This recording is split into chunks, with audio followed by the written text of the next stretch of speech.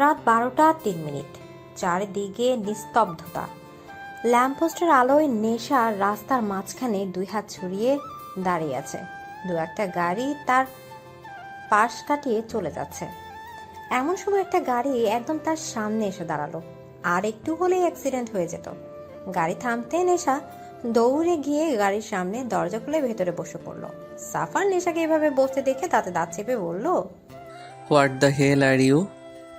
মরার এত শখ হয়েছে? সাফারের কথা শুনে নেশা ভ্রু কুঁচকে বলল, আরে আমাকে দেখে কি মনে হচ্ছে যে এই অল্প বয়সে আমার মরার ইচ্ছে হয়েছে? তাহলে এইভাবে রাস্তার মাঝখানে দাঁড়ানোর মানে কি? উফ, আর বলবেন না, অনেকক্ষণ ধরে লিফটের জন্য দাঁড়িয়ে আছি, কিন্তু কেউ লিফট দিচ্ছে না, তাই বাধ্য হয়ে ওইভাবে দাঁড়ালাম। By the way, thanks lift দেওয়ার জন্য। আমি তোমাকে কখন লিফট দিলাম? আপনি কিছুকে কম দেখেন? আপনার গাড়িতে বসে আছি আর আপনি বলছেন লিফট কখন দিলাম? এই মেয়ে, নামো আমার গাড়ি থেকে। আমি কাউকে লিফট দিতে পারবো না। নামো আমার কার থেকে। প্লিজ এরকম করবেন না। আসলে আমি অনেক বড় বিপদে পড়েছি। বাসা থেকে না বলে বন্ধুদের সাথে সিলেটে চা বাগান দেখতে এসেছিলাম। ভেবেছিলাম কিছুদিনের জন্য হলেও পাপার ওই সিকিউরিটি সেলফ ডিফেন্স থেকে মুক্তি পাবো, কিন্তু এখানে এসেই ফেসে গেছি। আমার বাস মিস হয়ে গেছে, বন্ধুরা সবাই আমাকে ছেড়ে চলে গেছে। ভাবলাম পরের বাসে করে ঢাকা যাব, তাই বাস স্ট্যান্ডে এসেছিলাম, কিন্তু কোথা থেকে এসে বদমাইশ চোর আমার পার্স ব্যাগ সব চুরি করে নিয়ে চলে গেল। তবুও নিরুপায় হয়ে ওখানেই বসেছিলাম। তখনই কোথা থেকে কিছু লোক এসে আমার দিকে বাজে নজরে তাকালো। তাদের থেকে বাঁচতেই এখন আমার লিফটের প্রয়োজন পড়লো। প্লিজ আমাকে পৌঁছে দিন ঢাকা। আমি এখন ঢাকায় যাচ্ছি না। আপনাকে যেতেও হবে, আমাকে পৌঁছে দিলেই হবে। আমি যদি ঢাকা না যাই তো তোমাকে কি করে ঢাকা পৌঁছে দিব? সেটা আপনার ব্যাপার। দেখুন, এখন আমি আপনার গাড়িতে বসে আছি, মানে আমি এখন আপনার দায়িত্ব। এখন আপনি কি করে আপনার দায়িত্ব নিয়ে আমাকে ঢাকা পৌঁছাবেন সেটা আপনার ব্যাপার, আমার না। আমাকে শুধু ঢাকা পৌঁছে দিন, ব্যাস। এদিকে বলেই নেশা বুকের উপর হাত ভাঁজ করে অন্যদিকে তাকালো। সাফা কিছু বলতে গিয়েও থেমে গেল। সত্যি এটা একটা মেয়ের সেলফ ডিফেন্সের ব্যাপার। অত রাতে মেয়েটা যাবে বা কোথায়? তাই সাফার কিছু না বলে গাড়ি স্টার্ট দিল। নেশার ঠোঁটে মুচকি হাসি ফুটে উঠল। গাড়ি তার নিজ গতিতে চলছে। সাফার দাঁতে দাঁত চেপে গাড়ি চালাচ্ছে, কারণ নেশা সেই তখন থেকে বকবক করে তার মাথাটা নষ্ট করে দিচ্ছে। আমি নেশা, আপনি? আচ্ছা, আপনি সিলেটে কোথায় থাকেন? কি করেন আপনি? বিজনেস? কিন্তু আপনাকে দেখে কিন্তু বিজনেসম্যান মনে হয় না, কেমন জানি মাফিয়া মাফিয়া ভাব আপনার চেহারায়, একদম বার পাপার মতো। ইউ নো, আমার পাপাকেও না আগে আমার মাফিয়া মাফিয়া মনে হতো। বলেই নেশা হেসে কুটি কুটি। আচ্ছা, আপনার বিয়ে হয়েছে? দেখে তো মনে হয় না বিয়ে হয়েছে, কারণ আজকালকার হ্যান্ডসাম ছেলেরা আগে ইচ্ছে মতো মেয়ে পটায়, তারপর একটা হাপলা মেয়ে দেখে বিয়ে করে নেয়। তা আপনিও কি মেয়ে পটাচ্ছেন? নেশার কথা শুনে সাফার অগ্নি দৃষ্টিতে তার দিকে তাকালো। তার এই দৃষ্টি দেখে নেশা ভয় বলতে লাগলো, ওকে ওকে, বলতে হবে না। বলে নেশা চুপ করে বসলো। তারপর কিছু একটা ভেবে আবার বলল, আমার কি মনে হয় জানেন তো, আপনাকে দিয়ে মনে হয় কোনো মেয়ে পটেনি, তাই এত রাগ দেখাচ্ছেন আমায়। এবার সাফারের সহ্যের সীমা ছাড়িয়ে গেল। Stop, stop this nonsense. কত কথা বলো তুমি। মনে হচ্ছে কানের মধ্যে হরতাল শুরু হয়ে গেছে। আমি একাই একটা মেয়ে, আপনার কানে কি করে হরতাল করব? হরতাল করতে তো অনেক জনের দরকার হয়।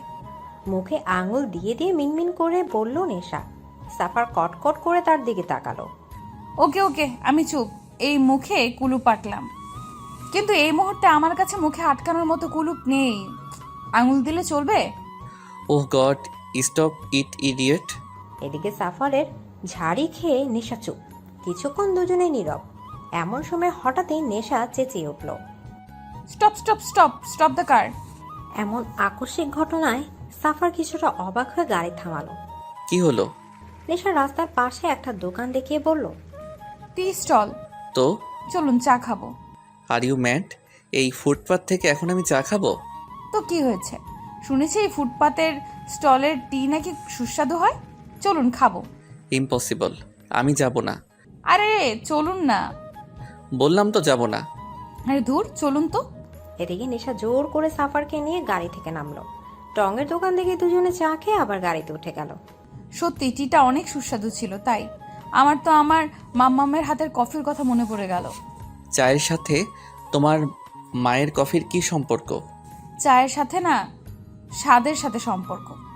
আমার মাম্মা অনেক সুন্দর কফি বানায়। কতদিন তার হাতের বানানো কফি খাই না। কাল বাসায় গিয়ে আগে মাম্মামের হাতে কফি খাবো, নয়তো নো টকিং।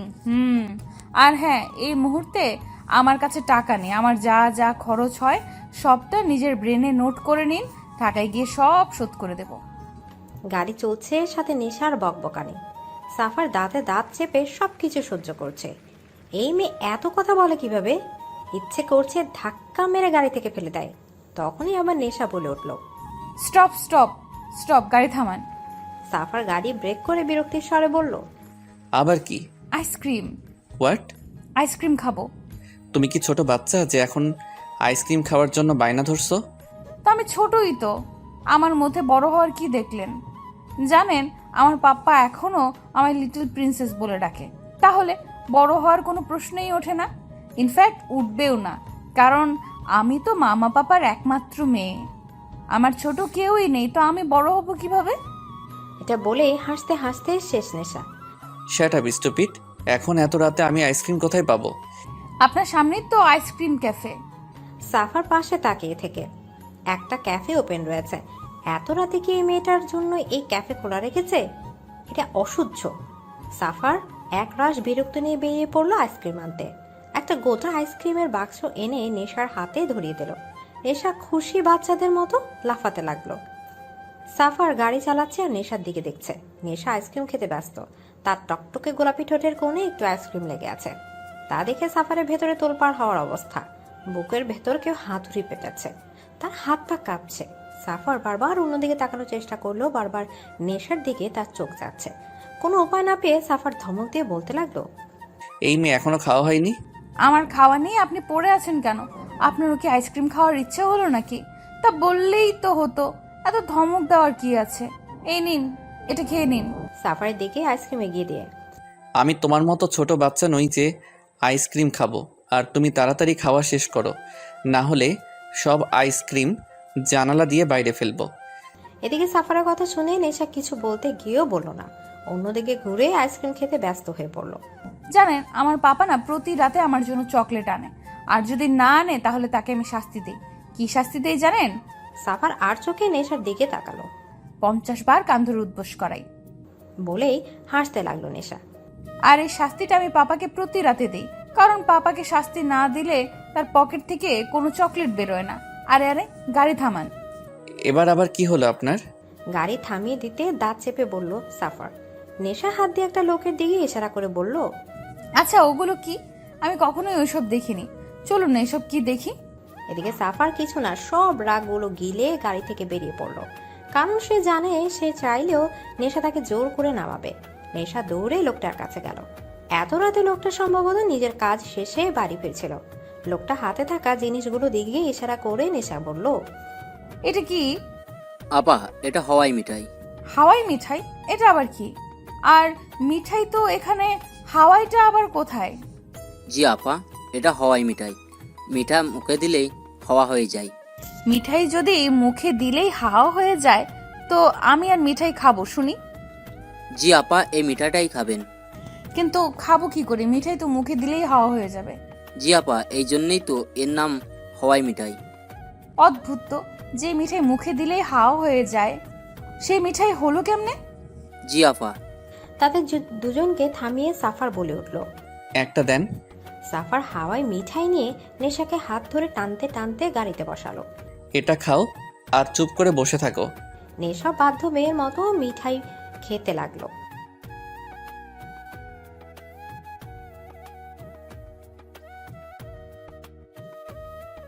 এদিকে আচমকা এমন একটা কথায় সাফার মুহূর্তেই নিজের হার্ট বিট মিস করলো। এই মেয়ে বলেছে কি? এই মেয়ে কি বোঝে না এত রাতেও একা একটা মেয়ে আর সাফার একটা ছেলে একসাথে আছে? এমনি সাফারে কেমন কেমন যেন লাগছে। তার মধ্যে নেশার এই কথায় সাফারের প্রায় দম বন্ধ হয়ে আসছে। আপনি সত্যি খুব সুন্দর। কেন যে আপনাকে দিয়ে কোনো মেয়ে পটলো না কে জানে। সাফার শক্ত হয়ে গাড়ির স্টিয়ারিং চেপে ধরে বলল, শ্যাট আপ। আরে সত্যি বলছি, আপনি সত্যিই খুব সুন্দর। আপনি যদি আমাকে পটানোর চেষ্টা করতেন না, তাহলে আমি নিশ্চিত পটে যেতাম। কথা শেষ করার আগেই সাফার এক হাতে নেশার কোমর আর অন্য হাতে তার পেছনে চুল আঁকড়ে ধরে ঠোঁটে ঠোঁট ডুবিয়ে দিল। গাড়ি তার নিজ গতিতে চলছে। নেশার চোখ বড় বড় করে সাফারকে দেখছে, আর সাফার ধীরে ধীরে নেশায় ডুবে যাচ্ছে। কিছুক্ষণ পর সে নেশাকে ছেড়ে আবার গাড়ি চালানোতে মন দিল। নেশা পিঠ সেটে হেলান দিয়ে বসে জোরে জোরে শ্বাস নিতে লাগলো। কি হলো ওটা? সাফার তাকে ভাবতে নেশার শরীরের লোম দাঁড়িয়ে যাচ্ছে। প্রায় অনেকক্ষণ হলো নেশা টু শব্দটিও করছে না।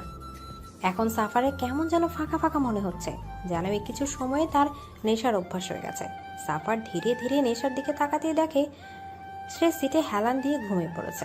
ল্যাম্পপোস্টের আলোয় নেশার চেহারার এক মায়া ধরে দিয়েছে, যেটা দেখার লোভ সামলাতে পারছে না সাফার। গাড়ি থামিয়ে এক দৃষ্টিতে নেশার দিকে তাকিয়ে রইল। কি মায়া এই মুখে! ঘুমন্ত অবস্থায় যেন নেশাকে সদ্য ফোটা পদ্মার কলি মনে হচ্ছে। নেশাকে দেখে সাফারের মধ্যে এক নেশা কাজ করতে ইচ্ছা করছে, তার ঠোঁটটা আরেকটু ছুঁয়ে দিতে ইচ্ছা করছে, কিন্তু পরক্ষণে নিজেকে সামলে অন্যদিকে তাকালো। কি ভাবছে সে সব? একটা ঘুমন্ত মেয়েকে সেইভাবে দেখছে। সাফার নিজেকে নানাভাবে শাসিয়ে নিজের ব্লেজারটা খুলে নেশার গায়ে জড়িয়ে দিয়ে গাড়ি চালাতে মন দিল। সকালের রৌদ্র চোখ পড়তেই নেশার ঘুম ভেঙে গেল। চারিদিকে মানুষের কোলাহল, আর অনেকগুলো বাস দাঁড়িয়ে আছে। ভালোভাবে তাকাতে দেখে এটা বাস স্ট্যান্ড। পাশে তাকিয়ে দেখে সাফার তার দিকে অধীর আগ্রহে তাকিয়ে আছে। কাল রাতের কথা মনে পড়তে নেশা কিছু অস্বস্তি হতে লাগবে। নেশা তাড়াতাড়ি উঠতে গিয়েই দেখে তার গায়ে ব্লেজার। এটা যে সাফারের সেটা খুব ভালো করে বুঝলো সে। তাই নিজের খাট থেকে ব্লেজারটা নিয়ে সাফারের দিকে এগিয়ে দিয়ে সে গাড়ি থেকে নেমে পড়লো। তারা ঢাকা এসে গেছে। নেশার সাথে সাফারও নেমে পড়লো। নেশা চারদিক তাকাতে দেখে দুটো লোক বাস থেকে নেমেছে। তাদের দেখেই নেশার রাগ মাথায় উঠল। এই তো এরাই সেই দুজন যারা কাল আমায় বাজে নজরে দেখেছিল। দাঁড়া, আজ তোদের আমার হাত থেকে নিস্তার নেই, বজ্জাত কোথাকার। এদিকে বলেই যে নেশা তাদের দিকে এগোচ্ছে, তার আগে পরপর দুটো গুলি এসে তাদের বুক ফুটো করে দিল। নেশা হতভম্ব হয়ে দাঁড়িয়ে পড়ল। কি হলো এটা? ধীরে ধীরে পেছনে তাকাতে দেখে সাফার গান হাতে দাঁড়িয়ে আছে, আর তার গান থেকে এখনো ধোঁয়া বেরোচ্ছে। চারপাশ লোক চুরি চুরি করতে লাগলো।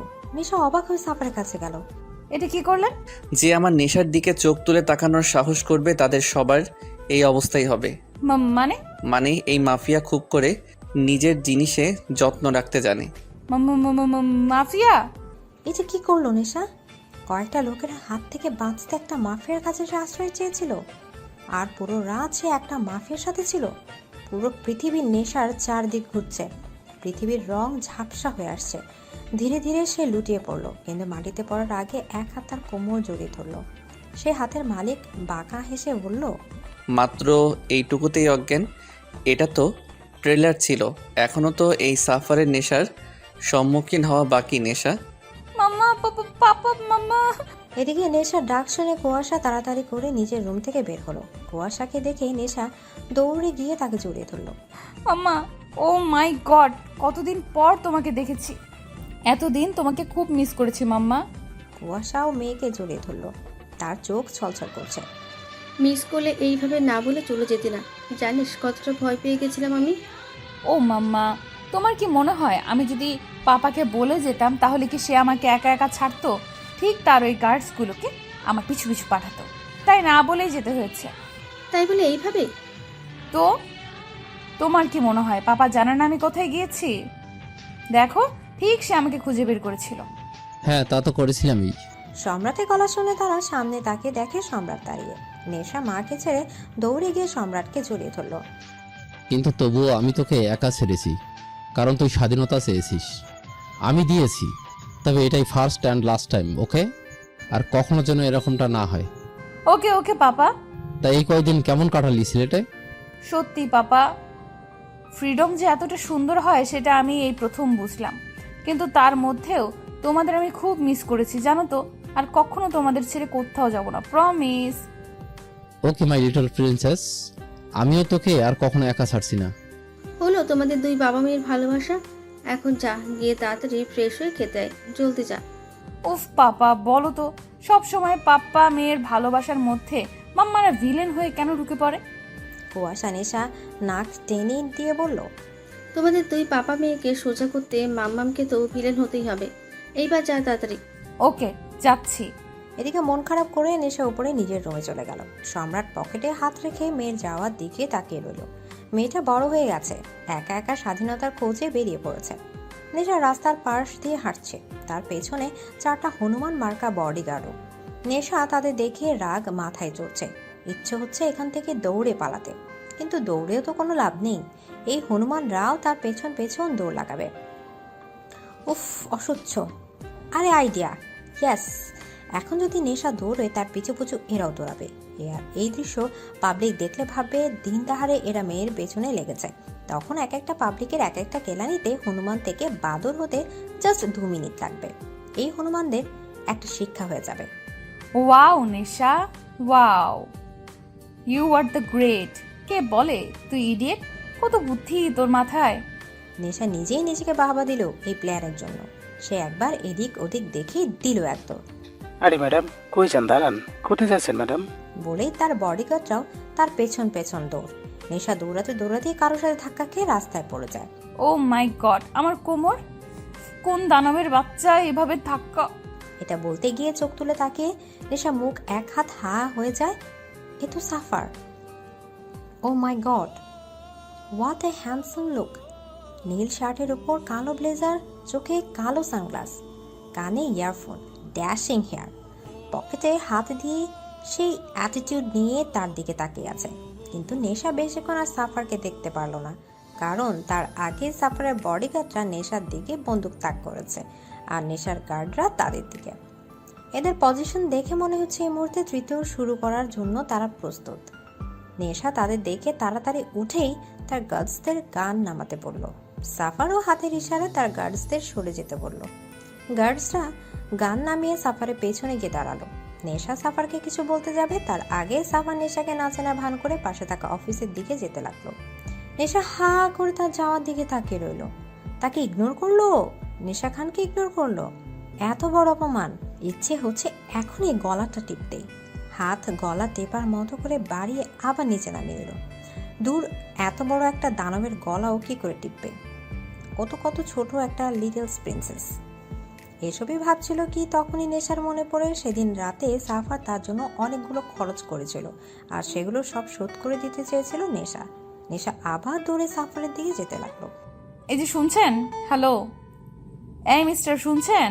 কিন্তু সাফা নেশার ডাক না শুনে অফিসের ভেতর ঢুকে গেল, আর সাফারের গার্ডসরা নেশা ওখানে আটকে রাখলো। রাগে দুঃখে নেশা আবার পিছিয়ে গেল। এত তাড়াতাড়ি একটা মানুষ কি করে একটা মানুষকে ভুলে যেতে পারে? তার উপর এভাবে ইগনোর করলো। সেদিন খুব বলেছিল আমার নেশার দিকে তো চোখ তুলে তাকাবে, তাদের সবার একই অবস্থা হবে। আর আজকে ভুলে গেল। নেশার চোখের জল চলে গেল। সে চোখের জলটা মুছে হাঁটাতে লাগলো। হাঁটতে হাঁটতে আবার থেমে গেল। আচ্ছা, সে হাঁটছে কেন? পেছনে ফিরে গার্ডসের দিকে রাগে লুক করে নিক্ষেপ করলো আর বলল, আমরা হাঁটছি কেন? জি ম্যাডাম, ভার্সিটি থেকে ফেরার সময় আমাদের গাড়ি নষ্ট হয়ে যায়, আর আপনিও জেদ ধরেন হেঁটে হেঁটে বাড়ি ফেরার জন্য। তো আমি যা বলবো তোমরা কি তাই করবে? আমার কথা শোনার জন্য বাবা তোমাদের কাজে রেখেছে। সব সময় শুধু পিছু পিছু ঘুরে বেড়াও। মেয়েদের পিছু পিছু ঘুরতে খুব ভালো লাগে, তাই না? জি মানে না ম্যাডাম। Shut up! এক্ষুনি ড্রাইভারকে ফোন করো আর গাড়ি নিয়ে আসতে বলো। Hurry up! Okay madam. নেশা বুকে হাত ভাঁজ করে অন্যদিকে তাকিয়ে মুখ চেপে হাসছে। আছে খুব করে এই হনুমানদের জব্দ করতে পেরেছে। আর তো লাফানোর ইচ্ছা হচ্ছে। হি হি। লিফট খুলতে সাফার ওখান থেকে বেরিয়ে সামনের 104 নম্বর ওয়ার্ডে ঢুকে পড়ে, আর তার গার্ডরা তার পিছু পিছু এসে দরজার সামনে দিকে দাঁড়িয়ে পড়ে। রুমের মধ্যে বড় টেবিলের দুপাশে বেশ কয়েকজন নামকরা বিজনেসম্যান বসে আছে। সাফার সোজা টেবিলের মাথায় গিয়ে 2 হাত টেবিলে গিয়ে একটু বুকে দাঁড়ায়। এদের সবাইকে সাফারের লোক ভয় দেখিয়ে এখানে এনেছে। বিজনেসম্যানদের মধ্যে একজন বলে উঠল, আমরা সবাই আপনার ডিল অ্যাকসেপ্ট করলাম, শুধু আমাদের ফ্যামিলি যেন কিছু না হয়। অবভিয়াসলি আমি আপনাদের ওপর সন্তুষ্ট থাকলে আপনারাও আপনাদের ফ্যামিলি নিয়ে সন্তুষ্ট থাকবেন। শুধু সম্রাট খানকে টপ বিজনেসম্যান থেকে পথের ভিখিরি বানাতে হবে। মার্কেটে ওনার ছোট বড় যত শেয়ার আছে সবগুলোকে ফার্স্ট আউট করতে হবে, সবগুলোর সেল ডাউন করতে হবে। আর এই জন্য আপনারা যা করার তাই করুন, আর আপনাদের প্রয়োজনীয়তা মিটিয়ে দেবার দায়িত্ব আমার। সাফা টেবিল থেকে হাত উঠিয়ে সোজা হয়ে দাঁড়িয়ে ব্লেজার ঠিক করতে করতে বলে, এনিথিং এলস? আপনি এত বড় একজন মাফিয়া হয়ে বিজনেসম্যান সম্রাট খানের ক্ষতি কেন চান? ওনার সাথে আপনার কি শত্রুতা? এদিকে একজন খুব উৎসাহ নিয়ে জানতে চাইল। সাফার আবার খুব জোরে টেবিলে 2 হাত রেখে দাঁতে দাঁত চেপে বলল, যা করতে বলা হয়েছে আপনি শুধু সেটুকুতেই মন দিন। বেশি এক্সাইটমেন্ট আপনার জন্য খুব খারাপ হতে পারে। সাফারের ভয়ঙ্কর রূপ দেখে সবাই দমে গেল। সাফার একবার সবার দিকে চোখ বুলিয়ে সোজা হয়ে দাঁড়িয়ে আছে। নিজের ব্লেজার ঠিক করতে করতে রুম থেকে বেরিয়ে গেল। সাফার অফিস থেকে বেরোতেই তাড়াতাড়ি গার্ডস এসে গাড়ির দরজা খুলে দিল। সাফার গাড়িতে বসতেই গার্ডসরা কার স্টার্ট দিল। গাড়ি চলতে চলতে হঠাৎ মাঝ রাস্তায় থেমে যায়। সামনে কতগুলো সাদা গাড়ি এসে দাঁড়িয়েছে। গাড়িগুলো দেখে সাফারের ঠোঁটে বাঁকা হাসি ফুটে উঠল। গার্ড এসে গাড়ির দরজা খুলে দিতে সাফার গাড়ি থেকে নেমে সামনে যায়। সম্রাট পকেটে হাত রেখে গাড়ির সামনে দাঁড়িয়ে আছে। সাফার সম্রাটের সামনে যেতে সম্রাট বলে ওঠে, খুব ভালোই চাল চলেছ, কিন্তু একটা কথা কান খুলে শুনে রাখো, এই সম্রাট এমনি এমনি এত দূর আসেনি। নিজের বিজনেস কিভাবে হাতে রাখতে হয় তা আমি খুব ভালো করেই জানি। ট্রাই করতেই পারেন, কিন্তু সাফার চৌধুরীর হাত থেকে আপনার মুক্তি নেই। তিলে তিলে শেষ করব আপনাকে। আমার বাবার খুনের প্রতিশোধ খুব নিখুঁতভাবেই নেব আমি। গম্বুজ ভুল করেছিল, আমি তার শাস্তি দিয়েছি শুধু। আর সেই শাস্তির পরিণামটা এখন আপনাকে ভুগতে হবে। ভুলে যেও না, আমিও একসময় এই কালো দুনিয়ার কিং ছিলাম। ওই কালো দুনিয়া থেকে বেরিয়ে এসেছি বলে যে সবকিছু ভুলে গেছি তেমনটা একদম ভেবো না। ছিলেন হয়তো আপনি কিং, কিন্তু এখন এই দুনিয়ার কিং আমি। আর এই কিং কী করে নিজের প্রতিশোধ নেয় সেটা এখন দেখবেন আপনি। Just wait and watch. বলেই সাফার 2 হাত দুলাতে দুলাতে ওখান থেকে চলে আসে। সম্রাট সাফার যাওয়ার দিকে তাকিয়ে রইল। একসময় সে কুয়াশাকে কথা দিয়েছিল যে এই দুনিয়ায় সে আর ফিরবে না, কিন্তু তার অতীত তাকে আবার ওই দুনিয়ায় টেনে নিয়ে যাচ্ছে। কুয়াশা নেশা খাইয়ে দিচ্ছে আর নেশা বকবক করছে। জানো মাম্মা, আজ না ভার্সিটি থেকে ফেরার সময় ওই লোকটার সাথে দেখা হয়েছিল। কোন লোকটা? আরে বলেছিলাম না যে সেদিন রাতে আমাকে লিফট দিয়েছিল, উনি। তুই তো বলেছিলি ও একটা মাফিয়া। হ্যাঁ তাই তো, কিভাবে আমার সামনেই থাক ওই বাজে লোক দুটোর বুকে গুলি মেরে ফুটো করে দিয়েছিল। বেশ করেছে। কি রকম আমার দিকে বাজে নজরে তাকাচ্ছিল, পারলে আমার উপর উঠে যেত। ইচ্ছে করছিল ওখানে মাথায় গুলি মেরে খুলি উড়িয়ে দিই। তবে আমার কাজটা উনি করে দিয়েছিলেন, ভালোই হলো তাই না? মানুষ খুন করা ভালো কি করে হলো? আর দেখা হলো, কি বললেন উনি? ধুর, এটাই সমস্যা। কিছুই তো বললেন না উনি, ফুল ইগনোর করে চলে গেলেন। হয়তো মনে নেই তোর কথা। মনে নেই মানে? মনে থাকবে না কেন? এই আমি যদি 1 ঘন্টা একজনের সাথে থাকি, তবে তার কাছে আমি অমর বকবকানির নামে চিরস্মরণীয় হয়ে থাকি। আর সেখানে তো ওনার সাথে পুরো 1 রাত বকবক করেছি। তাহলে এত তাড়াতাড়ি উনি কি করে আমায় ভুললেন? আচ্ছা, ভুলেছে তো ভুলেছে, এতে কি বা আসে যায়? আসে যায়, অনেক কিছুই আসে যায়। মানে আমি কিছু জানি না, তবে ওনার ইগনোর কেন জানি আমি কিছুতেই মেনে নিতে পারছি না। কথাটা শোনার সাথে সাথে কুয়াশার বুক ধক করে ওঠে। কি বলছে নেশা? তাহলে নেশা শেষে একজন মাফিয়ার?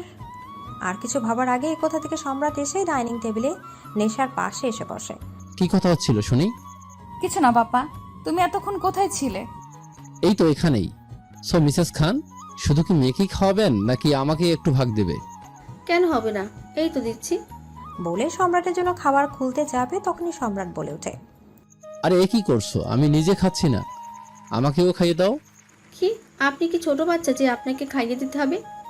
বারে ছোট বাচ্চা নই তো কি হয়েছে, তোমার স্বামী তো। মেয়ের সামনে কি শুরু করলেন বলুন তো? ওমা, প্রিন্সেস আছে তো কি হয়েছে? এত আবার ফুর্তি তোমার ভালোবাসা? নেশা খিটখিটি হাসতে লাগলো। আপনি চুপ করবেন? Okay little princess, close your eyes. তোমার মাম্মাস লজ্জা পাচ্ছে। ওকে। নেশা জলদি নিজের চোখ কটকট করে বন্ধ করে নিল। এবার তো কোনো প্রবলেম নেই, এবার দাও তো, খুব খিদে পেয়েছে। উফ, এরা বাবা মেয়ে 2 এক। কুয়াশা 1 ঘন্টে রাগ নিয়ে সম্রাটকে খাইয়ে দিল। আর সম্রাট কুয়াশার রাগে লুক দেখে একটু হেসে চোখ টিপ দিল। এদিকে নেশার রেস্টুরেন্টে বন্ধুদের সাথে বসে আছে, আর তার গার্ডসরা কিছু দূরে দাঁড়িয়ে আছে। তারা চুপচাপ কথা বলছে আর লাঞ্চ করছে।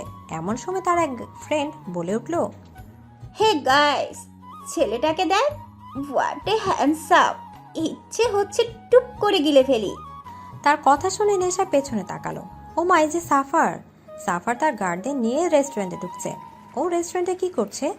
মাফিয়া মানুষ কি এখন তাদের সাথে একই রেস্টুরেন্টে বসে লাঞ্চ করবে নাকি?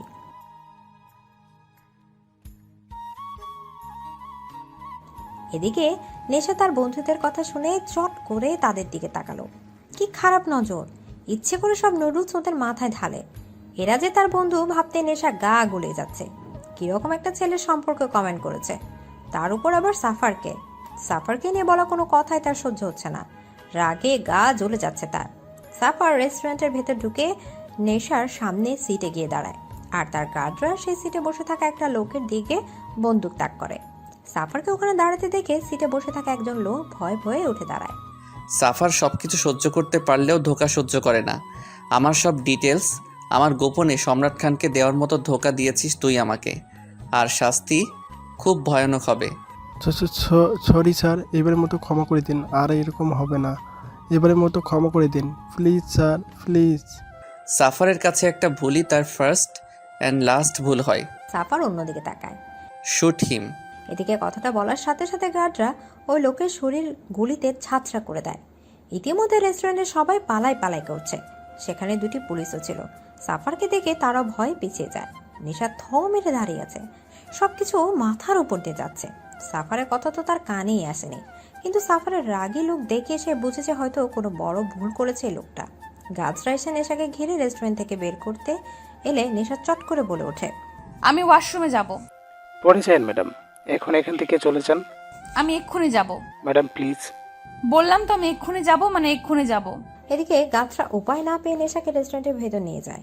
নেশা লেডিস টয়লেটে ঢুকে পড়ে, আর গাছরা দরজার বাইরে দাঁড়িয়ে থাকে। নেশা তাড়াতাড়ি নিজের গলার স্কার্ফ দিয়ে হিজাব বাঁধে আর নিজের জ্যাকেট খুলে উল্টো করে পড়ে।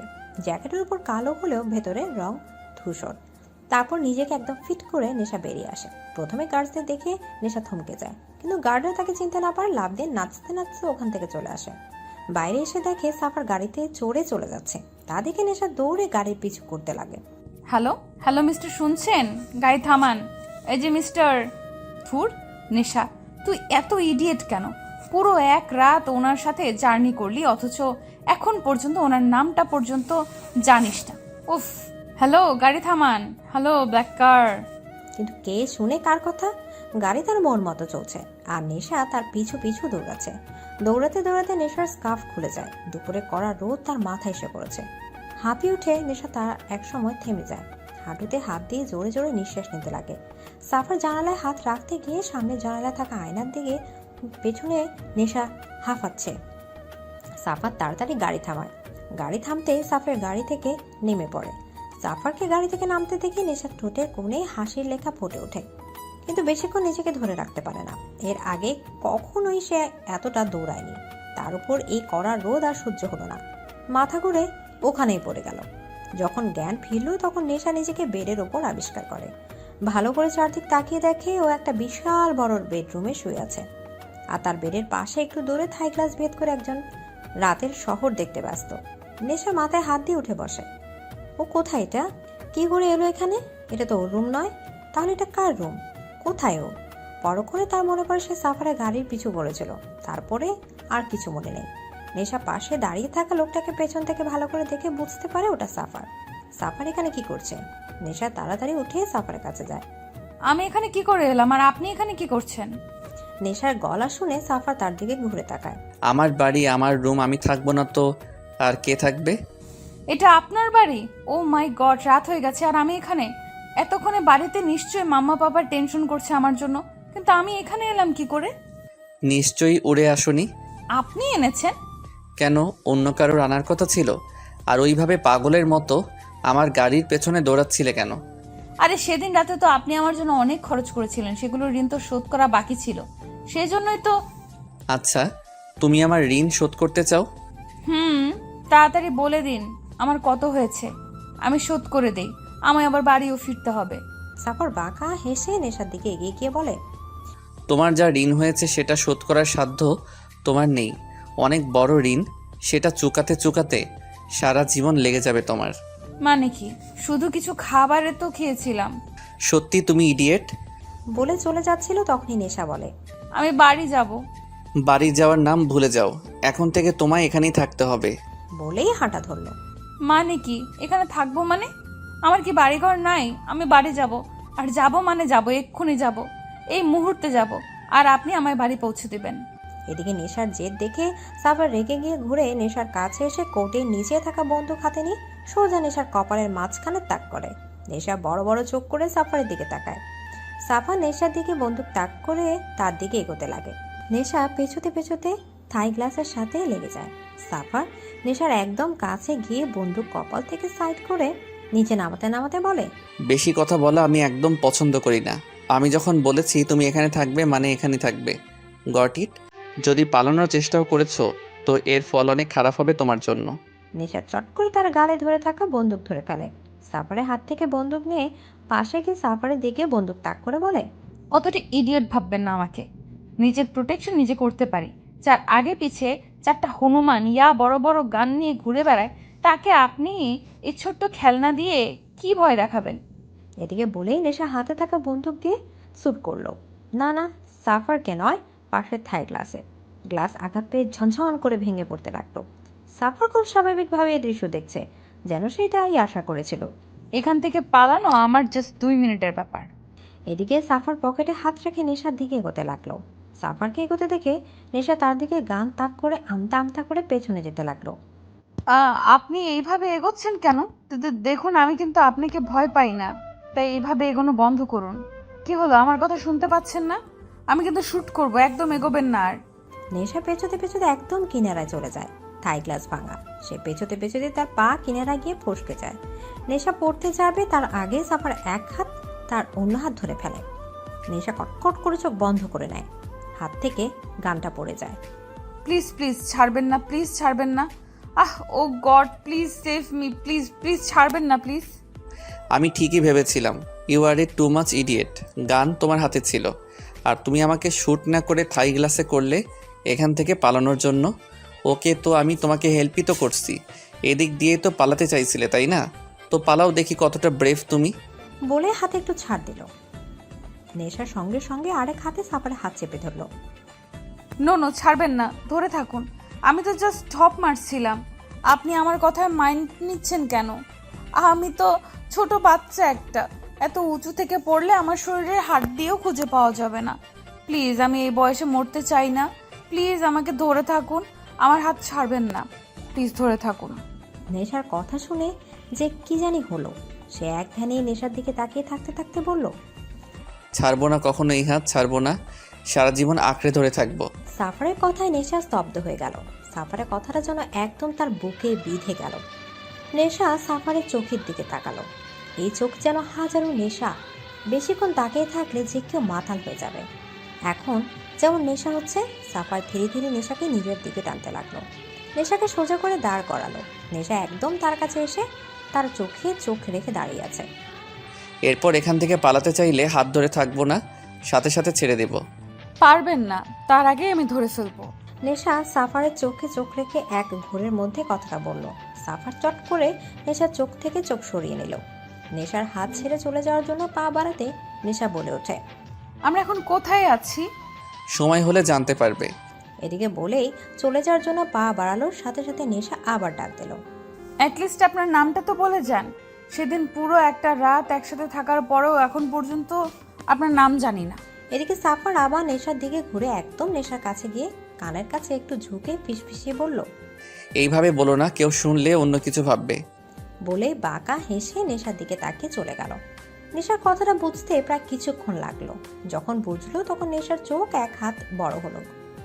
দাঁতে কিরিমির করে বলল, বাজে লোক কোথাকার। কিন্তু যতই বাজে হোক না কেন, সাফারের প্রতি নেশার একটা সফট কর্নার তো রয়ে গেছে। মা বাবা থেকে দূরে থাকার কষ্ট হচ্ছে, কিন্তু মনের এক কোণে সাফারের সাথে থাকার ভালো লাগাটাও আছে। সেটা কিডন্যাপ হয়েই হোক আর যাই হোক না কেন, কিন্তু কথা হলো একটা, সাফার কি তাকে কিডন্যাপ করলো? কিন্তু কেন? আচ্ছা, সাফার গিয়ে তাকে কিডন্যাপ করলো নাকি সে নিজে এসে কিডন্যাপ হলো? কিছুই বুঝতে পারছে না নেশা। সাফার কেন তাকে কিডন্যাপ করবে? সাফার কিছুক্ষণ পর আবার রুমে এলো খাবার নিয়ে। নেশা বেড়ে বসেছিল। নেশার সামনে খাবার রেখে বলল, খেয়ে নাও। এদিকে নেশা একবার খাবারের দিকে তাকিয়ে আবার চোখ ফিরে নিয়ে বলল, খাবো না। যদিও খিদে পেয়েছে তবু কিডন্যাপ বলে কথা, একটু তো দর দিতেই হয়। বেশি ন্যাকামো না করে চুপচাপ খেয়ে নাও। বললাম তো খাবো না।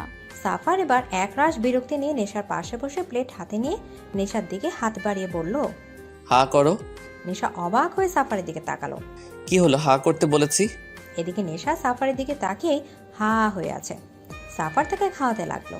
নেশার মনে হচ্ছে সে যেন স্বপ্ন দেখছে। এই মুহূর্তে সে শুধু সাফারকেই দেখছে। তার খুব ইচ্ছে হচ্ছে এই মুহূর্তটাকে আটকে রাখার। ঘড়ির কাঁটাগুলো খুলে রাখার যেন সময়টা এখানে আটকে থাকে। সাফার তাকে সারা জীবন এভাবে খাওয়াতে থাকে, কিন্তু সারাদিন এভাবে খেলে তো সে মোটা হয়ে যাবে। আর মোটা হয়ে গেলে যদি সাফার আর তাকে খাইয়ে না দেয় তখন? না বাবা, সারা জীবন খাওয়ানোর কোনো দরকার নেই। নেশা আর খাবেই না। আর খাবো না। কেন? পেট ভরে গেছে। এই খাবারটা পুরোটা শেষ করতে হবে তোমায়। বললাম তো আর খেতে পারবো না। আর একটু খেলে পেট পুরো ফুটো হয়ে যাবে। এই মেয়ে শোনো, তোমাকে এখানে তুলে আনা হয়েছে শ্বশুরবাড়ি আসনি যে আদর করে খাওয়ানো হবে। কিন্তু আপনি তো সেটাই করছেন। সাফা থতমত খেয়ে গেল। কি বলবে বুঝতে না পেরে প্লেট রেখে উঠে দাঁড়ালো। তুমি খাও আর না খাও তাতে আমার কিছু যায় আসে না। বলেই চলে গেল।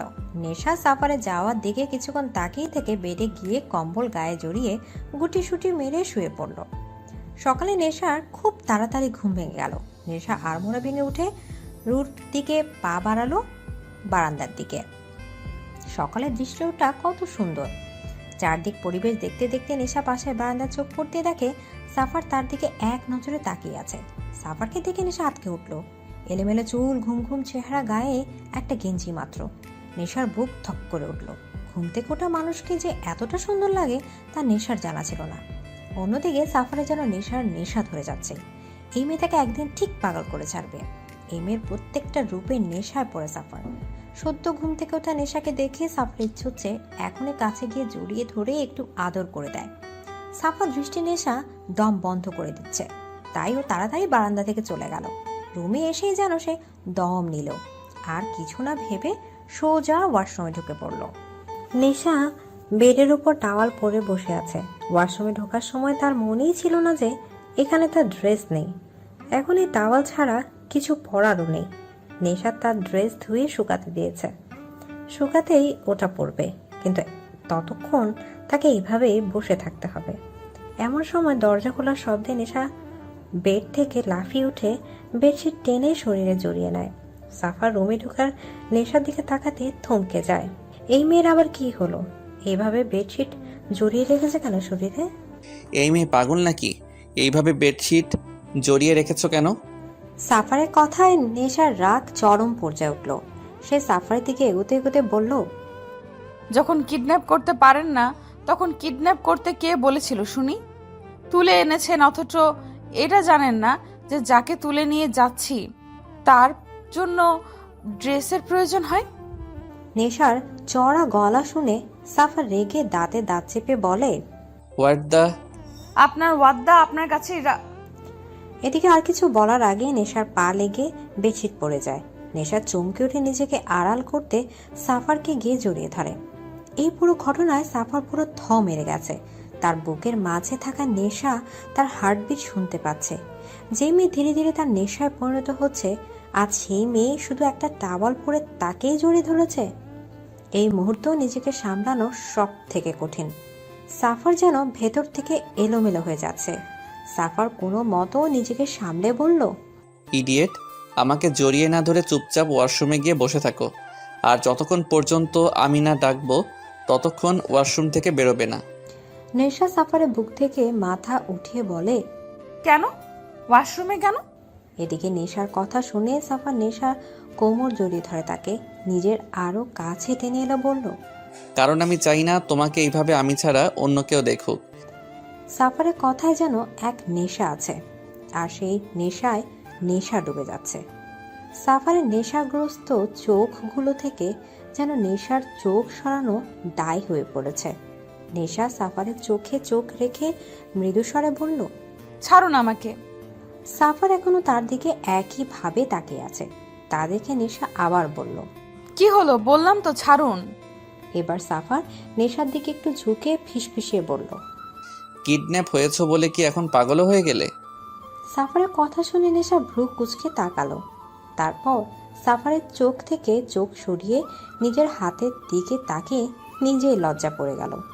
সে নিজে সাফারের বুকের শার্ট খামচে ধরে রেখেছে। তাড়াতাড়ি সাফারকে ছেড়ে দূরে গিয়ে দাঁড়ালো। সাফার নেশার দিকে তাকিয়ে একটু বাঁকা হেসে রুম থেকে চলে গেল। আর নেশা তাড়াতাড়ি ওয়াশরুমে ঢুকে পড়ল। এই বাড়িতে আনাচে কানাচে যতগুলো গার্ডস আছে, হুট করে যদি একজন রুমে ঢুকে পড়ে তো কেলেঙ্কারি হয়ে যাবে। এদিকে সাফার শপিং মলের মাঝখানে দাঁড়িয়ে আছে। কিছুক্ষণের মধ্যে সাফারের গার্ডসরা মল পুরো ফাঁকা করে। দোকানদাররা সবাই ভয়ে ভয়ে সব ড্রেস বের করে দেখাচ্ছে, কিন্তু সাফার বুঝতে পারছে না কিনবে কোনটা। কোনটা পরলে নেশার সব থেকে বেশি সুন্দর লাগবে। তার মতে নেশা যে ড্রেসই পরুক না কেন, সেই ড্রেস সুন্দর হয়ে ওঠে। তাই সাফারের সামনে থাকা সব ড্রেসই প্যাক করে দিতে বলল। সাফার মল থেকে বেরোবে এমন সময় তার চোখ গেল একটা লাল শাড়ির দিকে। পুরো শাড়িটা লাল রঙের। এই শাড়িতে নেশাকে কল্পনা করতে সাফারের এক অন্যরকম অনুভূতি কাজ করছে। সাফার ওই শাড়িটাও নিয়ে নিল। সাফার রুমে এসে দেখে রুমে কেউ নেই। এই মেয়ে সত্যি সত্যি এতক্ষণ ধরে ওয়াশরুমে ঢুকে আছে। গাছরা এসে সব প্যাকেট রুমে রেখে গেল। সাফার গিয়ে ওয়াশরুমে দরজা নক করলো। নেশা, নেশা, এতক্ষণে আপনার ডাকার সময় হলো? সেই কখন থেকে ওয়াশরুমে ঢুকে আছি। আমার কি খিদে টিতে পায় না নাকি? ইডিয়েট, কথা না বলে বেরিয়ে এসো। আমি অতটাও ইডিয়েট নই যে এই অবস্থায় বেরিয়ে পড়ব। রুমে আমার ড্রেস শুকোতে দেওয়া আছে, সেটা আমাকে এনে দিন। হোয়াট দ্য, আমাকে কি তোমার সার্ভেন্ট বলে মনে হয়? জি না, একজন কিডন্যাপার, যে কি ভালো মতো কিডন্যাপও করতে পারে না। Shut up. No, shut up. আপনি রুম থেকে বেরোন, আমি আমার ড্রেস নেব। তুমি আমার রুম থেকে আমাকে বেরোতে বলছো? আপনি আমাকে ইডিয়েট বলেন, এখন তো দেখছি আপনি নিজেই একটা ইডিয়েট। এটা আপনার নয়, আমার রুম, ওকে? ইডিয়েট, এই পুরো বাড়ি আমার। বাড়িতে থাকা প্রত্যেকটা রুম আমার, আর রুমের মধ্যে থাকা প্রত্যেকটা জিনিস আমার। আর ওই ওয়াশরুমের ভেতরে থাকা তুমিও। বলতে গিয়েও থেমে গেল সাফার। তারপর কিছু একটা ভেবে বলল, আমি বেরিয়ে যাচ্ছি, তাড়াতাড়ি চেঞ্জ করে খেয়ে নিও। বলেই সাফার রুম থেকে বেরিয়ে গেল। আর নেশার সাথে সাথে ওয়াশরুম থেকে বেরিয়ে এলো। বেডের উপর চোখ পড়তে তার চোখ প্রায় চড়ক গাছ। পুরো বেডে কতগুলো ব্যাগ দিয়ে ভর্তি। নেশা গিয়ে ব্যাগ খুলে দেখে প্রত্যেকটা ব্যাগে বিভিন্ন ধরনের ড্রেস আর তার প্রয়োজনীয় অনেক জিনিসই আছে। দেখে মনে হচ্ছে জিনিসগুলোকে কিডন্যাপ করে এনেছে, কিন্তু নেশা বুঝতে পারছে না আসলে কি সে কিডন্যাপ হয়েছে। কিডন্যাপ হলে কি মানুষের এত আরামে রাখা হয়? তার জন্য পুরো দোকান কিনে ফেলেছে মনে হয়। আচ্ছা, সাফার এসব কেন করছে? কেন তাকে এখানে এভাবে আটকে রেখেছে? আর তার জন্য এসবই বা কেন করছে? তাহলে কি সাফারও তাকে... ধুর, এসব কি ভাবছে নেশা? পাগল হয়ে গেল না তো? সাফারের মতো একটা মাফিয়া তার মতো ইডিয়েটকে কেন? উফ, আর ভাবতে ভালো লাগছে না। পাগল হয়ে যাবে নেশা। নেশা তাড়াতাড়ি একটা গাউন নিয়ে চেঞ্জিং রুমে চলে গেল। রাস্তায় সাফারের গাড়ির একদম সামনে সম্রাটের গাড়ি দাঁড় করানো। সাফার আর সম্রাট দুজনে মুখোমুখি। সম্রাট আজ চুপসে গেছে। মেয়ের চিন্তা থেকে তাকে কুড়ে কুড়ে খাচ্ছে। কথায় আছে কি করছে কিচ্ছু জানে না। অন্য কোনো দিন সম্রাট মাত্র কয়েক ঘন্টা নেশার লোকেশন বের করে ফেলত, কিন্তু এবার তারও কোনো চিহ্ন নেই।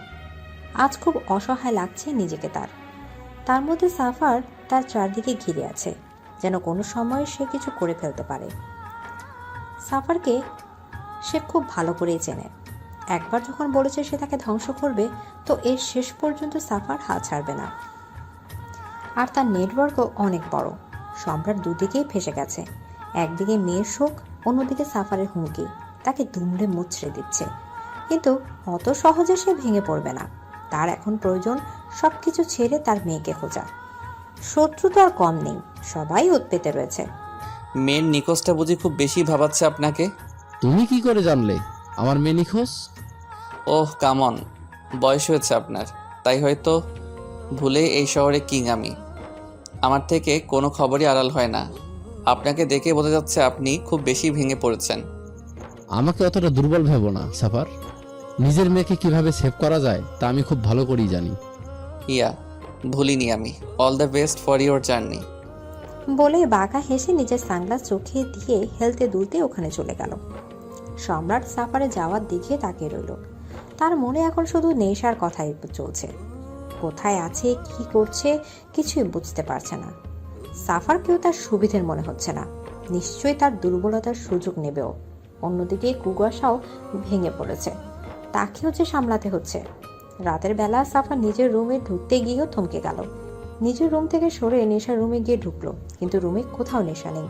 তা দেখে সাফার একবার চারদিকে ভালোভাবে দেখলো, কোথাও নেই নেশা। গেল কোথায়? এখান থেকে পালানোর তো কোনো পথ নেই। তখনই সাফার নজর গেল বারান্দার দিকে। নেশা আকাশের দিকে এক দৃষ্টিতে তাকিয়ে রয়েছে। সাফার গিয়ে তার পাশে দাঁড়ালো। মন খারাপ? মাম্মা বাবার কথা খুব মনে পড়ছে, তারা নিশ্চয়ই খুব টেনশন করছে। প্লিজ একবার তাদের সাথে কথা বলতে দিন না আমাকে, তাদের কথা খুব মনে পড়ছে আমার। ছলছল চোখে সাফারের দিকে তাকিয়ে নেশার এই দৃষ্টিতে যেন সাফারের এক বুক মুচড়ে উঠল। যে মেয়ে সারাক্ষণ বকবক করে তার চোখে আছে জল, তার সাফারের জন্য এ যেন সহ্য হচ্ছে না। সাফারে কিছু না বলে ওখান থেকে চলে গেল। নেশা একটা দীর্ঘশ্বাস ফেলে চোখের জলটা মুছে নিল। এদিকে কিছুক্ষণ পর সাফার রুমে ঢুকে ভীষণ খেল। এটা সে কি দেখছে? কিছুক্ষণ আগে যে মেয়ে কাঁদছিল এখন সে মেয়ে হাসতে হাসতে গড়াগড়ি খাচ্ছে। এটা কিভাবে পসিবল? নেশা এমনভাবে হাসছে যেন এক্ষুনি তার পেট ফেটে যাবে। নেশা বেডের উপর বসে বসে টিভিতে কার্টুন দেখছে আর হেসে হেসে গড়াগড়ি খাচ্ছে। সাফার চোখ মুখ কুঁচকে নেশার পাশে গিয়ে বসলো। এতে নেশার যেন কোনো খেয়ালই নেই, সে তো হাসতেই ব্যস্ত। নেশা হাসতে হাসতে সাফারের শরীরে হুমড়ি খেয়ে পড়ছে। তা দেখে সাফার রাগী গলায় বলল, এই স্টপ ইট, ডোন্ট মুভ। এদিকে সাফারের গর্জন শুনে নেশা চমকে উঠে মুখে আঙুল দিয়ে চুপ করে বসলো। এইভাবে কেউ হাসে? এত বড় হয়ে গিয়েছো, এখন বাচ্চাদের মতো কার্টুন দেখছো তুমি? এই আপনি আমাকে সবসময় এভাবে বকেন কেন বলুন তো? আমার কার্টুন দেখতে ভালো লাগে তাই দেখি, আপনার কি? শাট আপ, আর এই খাবারটা খেয়ে নাও। খাবো না। খাবে না মানে? খিদে নেই তাই খাবো না। ওকে, না খেয়েও। আমি ভেবেছিলাম ডিনার করার পর এই চকলেটটা আমি তোমাকে দেব, কিন্তু এখন যখন তুমি ডিনার করবে তো চকলেটটা না হয় আমি অন্য কাউকে দিয়ে দেব। বলেই উঠতে যাবে তার আগেই নেশা সাফারের হাত চেপে ধরে। এত রাগ করছেন কেন? খাচ্ছি তো, এমনিও আমার খুব খিদে পেয়েছে। ওহ গুড গার্ল। বলে নেশাকে খাইয়ে দিতে লাগলো। খাওয়া শেষে নেশা চকলেট খাচ্ছে আর বকবক করছে, আর সাফার নেশার দিকে তাকিয়ে মুগ্ধ হয়ে তার বকবক শুনছে। আচ্ছা আপনি আমাকে কিডন্যাপ করেছেন, কিন্তু আমি কিডন্যাপের কোনো ফর্মুলাই দেখতে পাচ্ছি না। কাউকে কিডন্যাপ করলে তাকে চেয়ারে দড়ি দিয়ে বেঁধে রাখি, কিন্তু এখানে তো আমি কত আরামে আছি, কোনো কিডন্যাপ ভাবই নেই। কেন, তুমি কি সত্যিকারে কিডন্যাপ হতে চাও নাকি? আসলে কি বলুন তো, কিডন্যাপ তো তাদেরই করে যারা স্পেশাল হয়, আর এখন আমিও কিডন্যাপ হয়েছি, মানে আমিও স্পেশাল। নিজেকে স্পেশাল মনে করার ফিলিংস কি স্ট্রং, তাই না? তুমি কি কোনো কথাই সিরিয়াসলি নিতে পারো না? নেই তো, আমার স্বপ্নটাকে আমি অনেক সিরিয়াস ভাবে নেই। তোমার স্বপ্ন? তা কি স্বপ্ন তোমার? আমার স্বপ্ন কোনো একদিন এক রাজকুমার বাইকে চেপে এসে আমাকে নিয়ে যাবে। বাইকে চেপে? কিন্তু আমি যতদূর জানি রাজকুমার সবসময় ঘোড়ায় চেপে আসে। ওহো, ওটা সবার স্বপ্ন হয়। আমার স্বপ্ন আমার রাজকুমার বাইকে চেপে আসবে। এসব বড় বড় গাড়ি, গার্ড, রেপুটেশন এসবের মধ্যে না। আমি দেবে গেছি, আমি চাই খোলা আকাশে উঠতে, বাইকে বসে পুরো দুনিয়া উপভোগ করতে। নেশার কথা শুনে সাফার এক দৃষ্টি তার দিকে তাকিয়ে রইল। কতটা ইনোসেন্ট একটা, কিরকম একটা মোহ ফেলে দিচ্ছে তাকে। নেশা নামক মোহটা এখন সব সময় সাফারের চারদিকে জড়িয়ে রয়েছে। মেয়ে নেশা গেছে সাফারের, সত্যি খুব কঠিন জিনিস।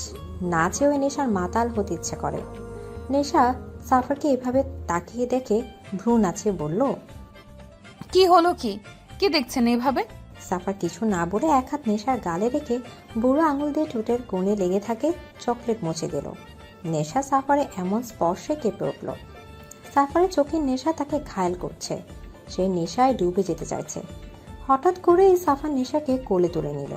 নেশা অবাক হয়ে সাফার গলা জড়িয়ে ধরল। সাফার নেশাকে বেডে ভালো করে শুইয়ে দিয়ে গায়ে কম্বল জড়িয়ে দিয়ে মাথার হাত বুলাতে বুলাতে বলল, ঘুমিয়ে পড়ো।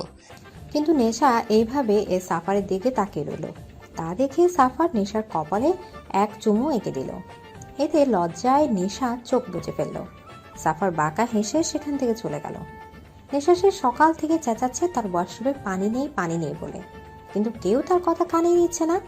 সাফারও না জানে কি করছে, যে সকাল থেকে এখনো নেশা রুমেই আসেনি। নেশা এবার একটু রাগ করে রুমের বাইরে গেল। দরজার দুদিকে দুটো গার্ড দণ্ডায়মান। তাদের দেখে নেশা চেঁচিয়ে বলতে লাগলো, আপনার মালিকের কি কালো টাকার অভাব পড়েছে যে এখন কলের মধ্যে ঘরা দেখা দিয়েছে? কেন ম্যাডাম, কি হয়েছে? কি হয়েছে মানে? এতক্ষণ ধরে চেঁচাচ্ছি, শুনতে পাচ্ছেন না? Sorry madam, room sound proof. What? তাহলে এতক্ষণ ধরে যে আমি চেঁচালাম তা শুধু শুধুই ছিল? খামোখা মাথা ব্যথা ধরালাম? ধুর, এত কথা বাদ সাত। এখন দেখুন আমার কলে পানি আসছে না কেন। ওকে ম্যাডাম, আমি দেখছি। একটা গার্ড চলে গেল। নেশা রুমে ঢোকার সময় পাশের রুমের দরজা খোলা দেখলো। ভেতরেও কেউ নেই মনে হচ্ছে। এই সুযোগে নেশা নিজের কাপড় নিয়ে পাশের রুমে চলে গেল। রুমে কেউ নেই। নেশা একটা স্বস্তির নিঃশ্বাস ফেলে ওয়াশরুমে ঢুকে পড়ল। দরজা নক করে সামনে তাকাতেই নেশার চোখ চড়ক গাছ। সামনে একজন দানব খালি গায়ে একটা প্যান্ট পরা অবস্থায় শাওয়ারে ভিজছে। সাফারে ভেজা খালি বুক দেখে নেশা স্তব্ধ। সাফারও কিছু অবাক হলো নেশাকে তার ওয়াশরুমে দেখে। ওয়াশরুমে ঢুকলে যে দরজায় লক করতে হয়, দরজা লক্ষ্য করে দিতে হয়, সেই ম্যানারও কি আপনার জানা নেই? জানি, কিন্তু ম্যানার ভুলে যাওয়ার ফল যে এতটা মধুর সেটা জানা ছিল না। মানে? এদিকে নেশা তাড়াতাড়ি বাইরে যাওয়ার জন্য দরজার লক খুলতে যাবে, তার আগে সাফার নেশার হাতে হ্যাঁচকা টান মেরে কোলে তুলে নিল। নেশা অবাক চোখে সাফারের দিকে তাকিয়ে রইল। সাফার নেশাকে শাওয়ারের নিচে এনে নামিয়ে দিল।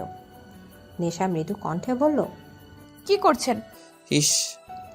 নেশার ঠোঁটে আঙুল দিয়ে তাকে চুপ করিয়ে দিল। নেশার কোমর জড়িয়ে ধরে তাকে টেনে নিজের শরীরের সাথে মিশে নিল সাফার। নেশার গালে ল্যাপটা থাকা ভেজা চুল, গাল বেয়ে চুয়ে পড়া মুষলধারার পানিগুলোর মাঝে সাফার ধীরে ধীরে ডুবছে। নেশার স্নিগ্ধ ঠোঁট বেয়ে যাওয়া পানিগুলো যেন সাফার খুব বেশি টানছে। কি আছে এই মেয়ের মধ্যে? কত মেয়ে তো তার আগে পিছে ঘুরলো, কত মেয়ে ওয়েস্টার্ন ড্রেস পরে তার আকর্ষণ পাওয়ার জন্য নুয়ে পড়েছিল, কিন্তু সাফার একবারের জন্য তাদের দিকে ফিরেও তাকায়নি। তারা কোনোভাবে সাফারকে তাদের মোহ ফেলতে পারেনি। কিন্তু এই মেয়ে, এই সাধারণ মেয়েটার মাঝে কি এমন আছে যাতে সাফার বারবার নেশাগ্রস্ত হচ্ছে, মাতাল হয়ে যাচ্ছে? মারাত্মকই নেশা।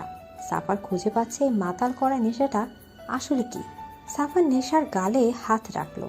নেশা কেঁপে উঠল। সাফারের এই মাতাল করার দৃষ্টি সে নিজেই মাতাল হয়ে যাচ্ছে। বুকে টিপ টিপ শব্দটা যেন গর্জন করছে। ডুবে যাচ্ছে সে সাফারের মাঝে। সাফার তার হাত ধীরে ধীরে নেশার কানের পেছনে এনে তার চুলের মাঝে ডুবিয়ে দিয়ে ধীরে ধীরে নেশার স্নিগ্ধ ঠোঁটের দিকে এগোতে লাগলো। নেশার শ্বাস ঘন এলো। কি হচ্ছে তার সাথে? সাফার তার ঠোঁটের কাছাকাছি আসতে সে মুখ ঘুরিয়ে নিল। সাফার থমকে গেল। আমার ঠান্ডা লাগছে। নেশার কথা শুনে সাফার নেশার থেকে দূরে গিয়ে অন্যদিকে ঘুরে দাঁড়ালো। নেশা সেখান থেকে চলে আসতে যাবে, তার আগে সাফার নেশার হাত ধরে ফেলে। কোথায় যাচ্ছ? চোখ মুখ লাল করে বলল সাফার। আমার রুমে। সাফার নেশার হাতে হ্যাচকা টান মেরে নিজের কাছে এনে দাঁতে দাঁত চেপে বলল, ইডিয়েট! এই অবস্থায় বাইরে মেরে ফেলবো। এখানে চেঞ্জ করে নাও, আমি বাইরে ওয়েট করছি। বলেই সাফার বাইরে বেরিয়ে গেল। নেশা তার যাওয়ার দিকে তাকিয়ে রইল। নেশা পুরো রুম পায়চারি করছে। আজ সারাদিন সাফার তার সাথে দেখা করতে আসেনি। গার্ড এসে খাবার দিয়ে গেছে। এত রাত হলো তবু একবারের জন্য এলো না। নেশা যেন সাফারকে দেখার জন্য পাগল হয়ে গেছে। আচ্ছা, সাফারের কি একবারের জন্য নেশাকে দেখার ইচ্ছে হচ্ছে না? কেন একবারও তাকে দেখতে এলো না? নেশা আর থাকতে না পেরে রুম থেকে বেরিয়ে গেল। গার্ডদের সাফারের কথা জিজ্ঞাসা করলে তারা নিচে যেতে বলে। নেশা ধীরে ধীরে ডাইনিং রুমের দিকে গেল। সেখানে গিয়ে যা দেখলো তাতে নেশা স্তব্ধ হয়ে গেল। সাফারের সামনে একজন ক্ষত বিক্ষত হয়ে পড়ে আছে, আর সাফারের হাতে থাকা গান দিয়ে এখনো ধোঁয়া বেরোচ্ছে। গার্ডরা এসে লাশটাকে নিয়ে চলে গেল। নেশা সেখানে দাঁড়িয়ে রইল। কিছুক্ষণ পর সাফার নিজের রুমে যাওয়ার জন্য উপরে আসতেই নেশাকে দেখে থমকে গেল, কিন্তু কিছু না বলে আবার হেঁটে নিজের রুমে চলে গেল। নেশা সাফারের পিছু পিছু যেতে লাগলো। কেন এইভাবে মানুষ মারেন আপনি? কি শান্তি পান এতে? প্লিজ এইসব খুন খারাপই বন্ধ করে দিন। এসব যে ঠিক নয়, এতে জীবনের ঝুঁকি থাকে। কেন এত রিস্ক নিয়ে এইসব কাজ করেন? প্লিজ এইসব কাজ ছেড়ে দিন। আর কিছু বলার আগে সাফার রেগে নেশাকে দেয়ালের সাথে শক্ত করে চেপে ধরল। দাঁতে দাঁত পিষে বলতে লাগলো, কোন অধিকারে আমাকে এসব বলছো তুমি? সেমি, কোন অধিকারে? সাফারের কথা শুনে নেশার চোখ ছলছল করে উঠল।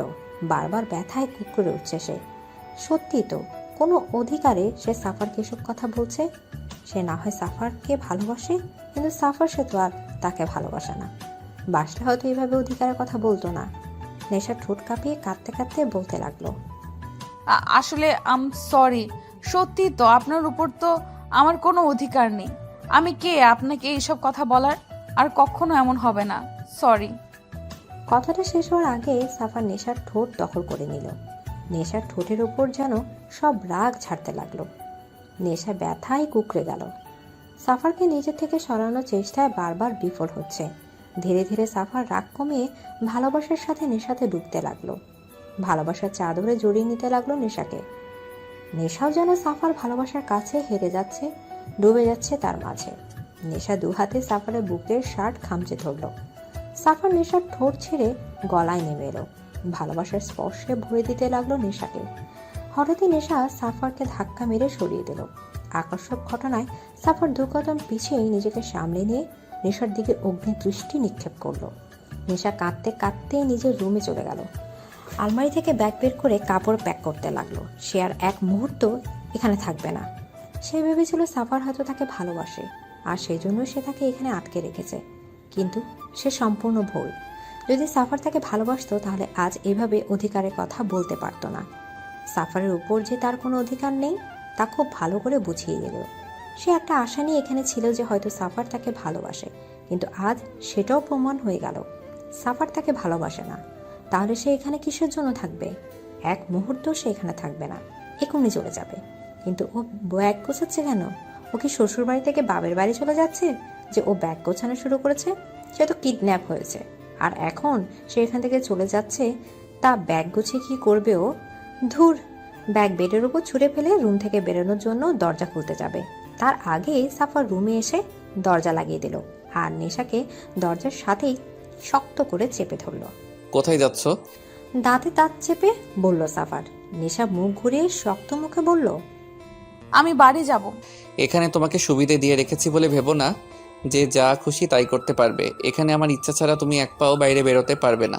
আমি শুনতে চাই না। আমি বাড়ি যাব মানে যাব। আমি এখন এখানে থাকবো না। বললাম তো তুমি যেতে পারবে না, আমি যেতে দেব না। কেন কেন আমাকে আটকে রেখেছেন? বলবেন প্লিজ। আমি জানতে চাই আমাকে এখানে কেন আটকে রাখা হয়েছে। কি করেছি আমি? কেন আমি এখানে বন্দি হয়ে আছি? কিছুক্ষণ আগেও ভেবেছিল হয়তো আপনার মনে আমার জন্য একটু হলেও ফিলিংস আছে। সেই ফিলিংসটার লোভেই তো এখানে ছিলাম। আপনার প্রতি সফট কর্নার ছিল বলেই কিডন্যাপ হওয়ার পরেও এখানে কত সহজভাবে থেকেছি আমি। কিন্তু এখন সবটা ক্লিয়ার হয়ে গেল। আমার অনুভূতিটাই তুচ্ছ ছিল। আমার আপনার কোনো অনুভূতি নেই।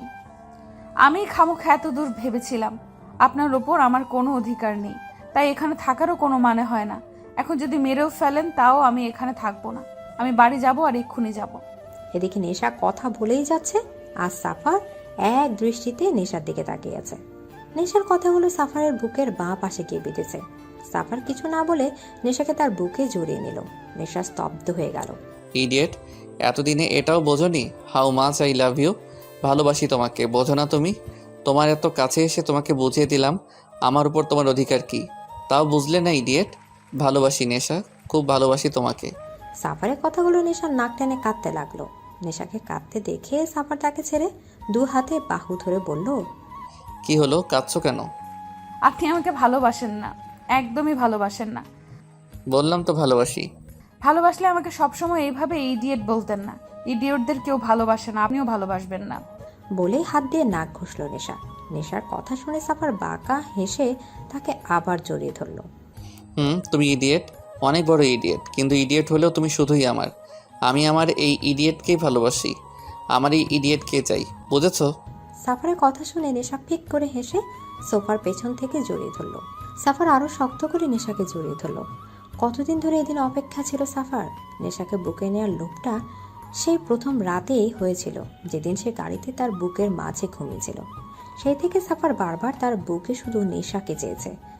আজ তাকে নিজের বুকে পেয়ে যেন সাফারের বুকের শান্তি হিমেল বাতাস বয়ে গেল। কখনো সে নেশাকে তার থেকে দূরে যেতে দেবে না, কখনো না। এভাবে বুকে জড়িয়ে ধরে রাখবে। এদিকে পরদিন সাফার আর নেশা দুজনে একসাথে খুনসুটিতে কাটিয়ে দিল। নেশা আজ সাফারকে বাইরে যেতে দেয়নি। সারাদিন বকবক করে সাফারের কান পাকিয়ে ফেলেছে। মাঝে মাঝে সাফার ধমক দিয়ে তাকে থামিয়ে দিলেও তা শুধু ক্ষণিকের জন্যই, কিছুক্ষণ পর আবার শুরু হয়ে যায়। রাতে সাফার খাবার আনতে বাইরে যায়। খাবার নিয়ে রুমে আসতে সাফার থ হয়ে দাঁড়িয়ে আছে। নেশা একটা লাল ব্লাউজ আর পেটিকোট পরে সেই লাল শাড়িটা নিজের শরীরে শুধু প্যাঁচাচ্ছে। সাফারকে দেখে নেশা শাড়ি নিজের শরীর থেকে নিল। এই, আপনাকে কতবার বলেছি আমার রুমে নক করে আসবেন? নেশার কথা শুনে সাফারের রাগ মাথায় চড়ল। আমি আমার বাড়িতে কোথায় নক করে যাব কোথায় না তা তোমাকে বলতে হবে না। আর তুমি এখন শাড়ি পরছো কেন? বাইরে যাব তাই। বাইরে যাবে মানে? অত কথা বাদ দিন, আর আপনি বাইরে যান, আমি শাড়ি পরবো। সাফার কিছু না বলে হাত থেকে ট্রেটা টেবিলে রেখে নেশার দিকে এগিয়ে গেল। কি হলো, আপনাকে বাইরে যেতে বললাম আর আপনি এগিয়ে আসছেন কেন? নেশার ঠোঁটে আঙুল রেখে তাকে চুপ করিয়ে দিয়ে তার হাত থেকে আঁচল টেনে নিল। নেশা দু হাতে নিজেকে ঢাকার চেষ্টায় ব্যস্ত হয়ে পড়ল। সাফা সেদিকে কোনো খেয়াল না করে নেশাকে শাড়ি পরাতে লাগলো। শাড়ি পরানোর সময় অনেকবার সাফারের হাত নেশার শরীর ছুঁয়ে যাচ্ছে, যাতে নেশা বারবার কেঁপে উঠছে। সাফার কুচিয়ে করে নেশার কোমরে খুশে দিল। নেশার সাদা পিঠের মাঝখানে থাকা নাভিটা সাফারকে খুব বেশি টানছে। নিজেকে আটকে রাখতে না পেরে সাফা নেশার নাভির ওপর ঠোঁট বসালো। নেশার দম বন্ধ এলো। প্রায় অনেকক্ষণ পর সাফা নেশাকে শাড়িটা পরিয়ে দূরে গিয়ে নেশাকে দেখতে লাগলো। নেশা কোমরে হাত দিয়ে ছোট ছোট চোখে সাফারকে দেখতে লাগলো। সাফার নেশার এই দৃষ্টি দেখে বলল, কি হলো, এভাবে কি দেখছো? এদিকে নেশা সাফারের কথা শুনে তার দিকে তেড়ে গেল।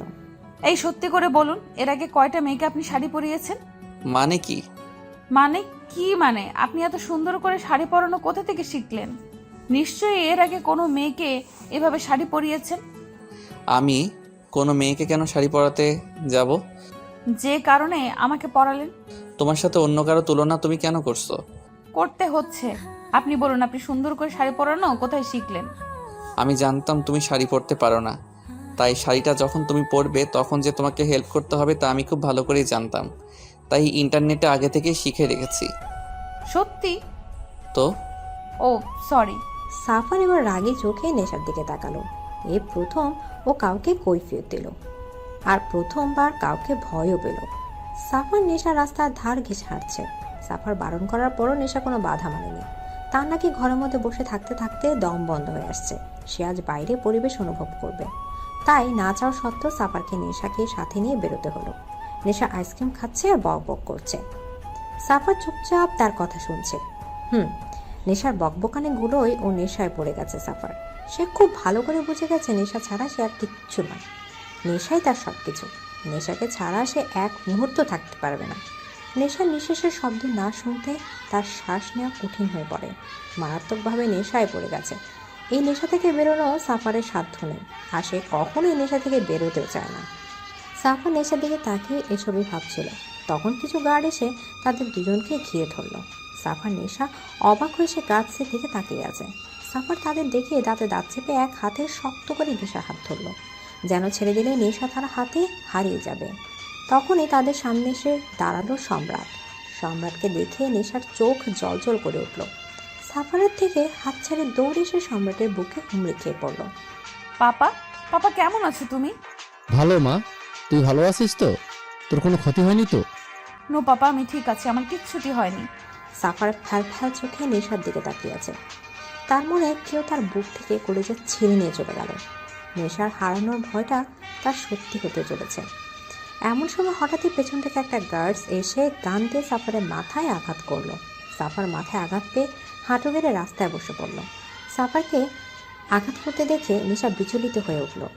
পাপা পাপা, ওনাকে মারছে ওরা, ওনাকে মারতে বারণ করো, উনি কিছু করেনি, বিশ্বাস করো, উনি কিচ্ছু করেনি। বলেই নেশা দৌড়ে সাফারের কাছে আসতে চাইলে তার আগে সম্রাট তার হাত ধরে ফেলে। অনেক কিছু করেছে ও তোকে ইউজ করে আমাকে ব্ল্যাকমেল করতে চেয়েছিল, কিন্তু ও জানে না এই সম্রাট নিজের পরিবারের জন্য কি কি করতে পারে। সম্রাটের কথা শুনে নেশা স্তব্ধ হয়ে গেল। কি বলছে সম্রাট? সাফার তাকে ইউজ করেছে? নো পাপা, তোমার কোথাও ভুল হচ্ছে। তুই ওকে চিনিস না, ও পারে না এমন কোনো কাজ নেই। তুই চল আমার সাথে। নেশা টানতে টানতে নিয়ে গেল সম্রাট। নেশা প্রাণহীন দৃষ্টিতে সাফারের দিকে তাকিয়ে আছে। সাফার তাকে ইউজ করেছে কথাটা যেন সে মানতেই পারছে না। অন্যদিকে গার্ড সাফারকে একের পর এক আঘাত করেই যাচ্ছে, কিন্তু সাফারের দৃষ্টি নেশার দিকে। আজ তার ভয় সত্যি হলো। নেশাকে সে হারিয়ে ফেলল। এই হারিয়ে ফেলার ভয়ে তো কাল সম্রাটের গোপন দূতকে মেরেছিল, কিন্তু তবুও সে নেশাকে আটকে রাখতে পারল না। নেশা চলে গেলে সাফার দাঁত মুখ শক্ত করে গার্ডসদের দিকে তাকায়। গার্ডসরা ভয়ে একটু পিছিয়ে যায়। পরের দিন নেশা ভার্সিটি যাওয়ার নামে সাফারে বাড়ি যায়। নেশা রুমে ঢুকে দেখে সাফার অন্য পাশে ঘুরে দাঁড়িয়ে আছে। সাফার পকেটে 2 হাত রেখে থাই গ্লাস ভেদ করে বাইরের শহর দেখতে ব্যস্ত। এমন সময় কাঁধে কারো স্পর্শ পেয়ে পেছনে ঘুরে যাকে দেখলো তাতে সাফার শকড। নেশা তার সামনে দাঁড়িয়ে আছে, সেজন্য বিশ্বাসই করতে পারছে না। সাফারের মাথায় ব্যান্ডেজ দেখে নেশার চোখ ছলছল করে উঠল। নেশা, কেন ঠকালেন আমায়? কি বলছো এসব? কেন ঠকালেন আমায়? ভালোবাসার নামে ইউজ করলেন আমাকে। কেন আপনাকে ভালোবাসার এত বড় শাস্তি দিলেন আমাকে? নেশা, বিশ্বাস করো আমি তোমাকে ব্যবহার করিনি। বন্ধ করুন আপনার নাটক। এখনো কি আপনার কার্যসিদ্ধি বাকি? এখনো আমাকে ইউজ করতে চাইছেন? ভালোবাসার নামে মিথ্যা কথা না বললেও পারতেন। কিডন্যাপ করে এনে দড়ি দিয়ে বেঁধে রাখতেন, সারাদিন না খাইয়ে রাখতেন, তাতেও তো হতো। হ্যাঁ, কষ্ট হতো আমার, কিন্তু এতটাও হতো না। আমার যে দম বন্ধ হয়ে আসছে। আপনি কি করে পারলেন আমার অনুভূতিগুলো নিয়ে খেলতে? নেশা, একবার আমার কথাটা শোনো। বলে যে নেশাকে ধরতে যাবে তখনই নেশা সরে গেল। Don't touch me. আমারই ভুল ছিল, আমি আপনাকে ভালোবেসেছি। ভুলে গেছিলাম আমি আপনি একজন মাফিয়া। মাফিয়ারা সবসময় স্বার্থপর হয়। যারা নিজ স্বার্থে মানুষ খুন করতে পারে তারা কিভাবে কাউকে ভালোবাসতে পারবে? নেশা, আমি শুধু আপনাকে এক ঝলক দেখার জন্য এসেছিলাম। দেখা হয়ে গেছে, আমি চলে যাচ্ছি। আর কখনো আমার দেখা হবে না। আমি আপনার মুখও দেখতে চাই না। বলেই নেশা রুম থেকে বেরিয়ে গেল। নেশা, নেশা, লিসেন টু মি। সাফার পেছন থেকে ডাকার পরও নেশা তার কোনো কথা না শুনে বাড়ি থেকে বেরিয়ে গেল। সাফারের এখন নিজেকে অসহায় মনে হচ্ছে। যেভাবে হোক নেশার রাগ ভাঙাতেই হবে। নেশা তাকে ভুল বুঝেছে, এটা সে কিছুতেই মানতে পারছে না। যে করে হোক নেশাকে বোঝাতে হবে সাফা সত্যি তাকে কতটা ভালোবাসে। নেশা দোটানায় পড়েছে। কি করবে ও? কাকে বিশ্বাস করবে? তার বাবা তাকে কখনোই মিথ্যে বলবে না, সেটা সে খুব ভালো করেই জানে। অন্যদিকে সাফারকেও অবিশ্বাস করতে পারছে না। কোন দিকে যাবে? নেশা সাফারকে ছাড়া থাকতে পারবে না। যতই হোক ভালো তো তাকেই বাসে। নেশা ভার্সিটি থেকে বেরোনোর সময় ভার্সিটির দরজা চোখ পড়তেই অবাকে সপ্তম আকাশে পৌঁছালো সে। এসে কাকে দেখছে? এ কি সাফার? সত্যি কি তার সামনে সাফার দাঁড়িয়ে আছে? ভার্সিটির সামনে কালো টি শার্টের উপর কালো শার্ট আর কালো গ্যাভার্ডিং এর প্যান্ট, চোখে কালো সানগ্লাস পরে কালো বাইকের উপর বসে আছে। পুরো হিরো লাগছে। নেশাকে দেখে বাইক থেকে উঠে দাঁড়ালো। নেশা এভাবে সাফারকে দেখে কিছুক্ষণের জন্য থ মেরে গেলেও পরক্ষণে নিজেকে সামলে তার থেকে চোখ সরিয়ে সোজা হাঁটতে লাগলো। 4-5 গার্ড তাকে ঘিরে রেখেছে। ভার্সিটির বাইরে বেরোতে সাফা নেশার দিকে এগিয়ে এলো। সাথে সাথে নেশার গার্ডসরা সাফারের বাহু ধরে তাকে আটকালো। সাফারের গায়ে হাত দেওয়ার সাথে সাথে সাফার চোখ মুখ শক্ত করে তাদের দিকে তাকালো। কোথা থেকে কয়েকটা গার্ড এসে নেশার গার্ডদের ঘিরে ধরলো। তারা 4 জন আর সাফারের গার্ড 8 জন। কিভাবে পারবে তারা? নেশা তাদের এই অবস্থা দেখে সাফারের দিকে রাগেই লোক ছুড়ে দিয়ে গাড়িতে বসতে গেলে সাফার নেশা হাতে হ্যাচকে টান মেরে তাকে গাড়ির সাথে চেপে ধরলো। কি করছেন? কি ছাড়ো না আমাকে। না, ছাড়বো না, তোমাকে আমার কথা শুনতে হবে। আপনার কোনো কথাই শুনবো না আমি, ছাড়ো না আমাকে। Shut up and listen to me idiot. I love you. I love you for ever and ever. কেন বুঝছো না? আমি তোমাকে ইউজ করিনি, ভালোবাসি তোমাকে। সেই প্রথম দিন থেকে তোমাকে ভালোবাসি। তোমার অভ্যাস হয়ে গেছে আমার তোমার উপর বিরক্ত না হলে যে আমার ভালো লাগে না, তোমার বকবক না শুনলে যে আমার ভালো লাগে না। নেশা, তোমাকে যদি আমার ব্যবহার করার হতো তাহলে অনেক দিন আগে সেটা করতাম। যখন জেনেছিলাম তুমি সম্রাট খানের মেয়ে তখন আমি তোমাকে ইগনোর করতে শুরু করেছিলাম। তোমার থেকে দূরে যেতে চেয়েছিলাম কিন্তু পারিনি। তোমার থেকে দূরে থাকতে পারিনি।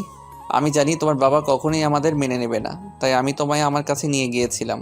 তোমার বাবাকে ব্ল্যাকমেল করার জন্য নয়। যদি এরকমটাই হতো তাহলে আমি নিশ্চয়ই ওনার দুর্বলতার সুযোগ নিতাম, কিন্তু আমি তা করিনি। আমি পিছু সরে এসেছি শুধু তোমার জন্য, তোমাকে ভালোবাসি বলে। প্লিজ আমাকে ভুল বোঝো না নেশা, আমি সত্যিই তোমাকে ভালোবাসি। হয়েছে, আপনার ড্রামা শেষ হয়েছে। আমাকে ইউজ করা এখনো বাকি আছে আপনার, যে এখনো ড্রামা চালিয়েই যাচ্ছেন। দেখুন, যদি আপনার সেরকম কোনো ইন্টেনশন থাকে তো আমাকে আপনি সোজাসুজি বলে দিচ্ছি, আমি আর আপনার এই ফাঁদে পা দিচ্ছি না। আমি অতটাও বোকা নই যে আবার আপনার কথায় চলে আসবো আমি। ছাড়ুন আমাকে। এদিকে বলে ঝটকা মেরে নিজেকে ছাড়িয়ে দিয়ে গাড়িতে বসলো নেশা। আমার গার্ডদের যেতে দিন। নেশা, আমার কথা। প্লিজ, আমি কোনো কথা শুনতে চাই না। এবার সাফারের রাগে মাথা ফেটে যাচ্ছে। রাগের মাথায় পা দিয়ে কারে এক এক লাথি মারা শুরু করলো। নেশা প্রত্যেকটা লাথিতে ভয় কেঁপে উঠছে। কাঁচতে ছেড়ে দিলে নেশার গাড়ি চলে যায়, কিন্তু সাফারের রাগ তো কিছুতেই কমছে না। কিছু শেষ করে দেওয়ার ইচ্ছা করছে। রাতে সাফার নিজের রুমে বসে ড্রিঙ্কস করছে। ওই মেয়ের সাহস হলো কি করে আমাকে ইগনোর করার? আমাকে সাফারকে ইগনোর করলো ও? আমাকে বলছে আমি ড্রামা করছি।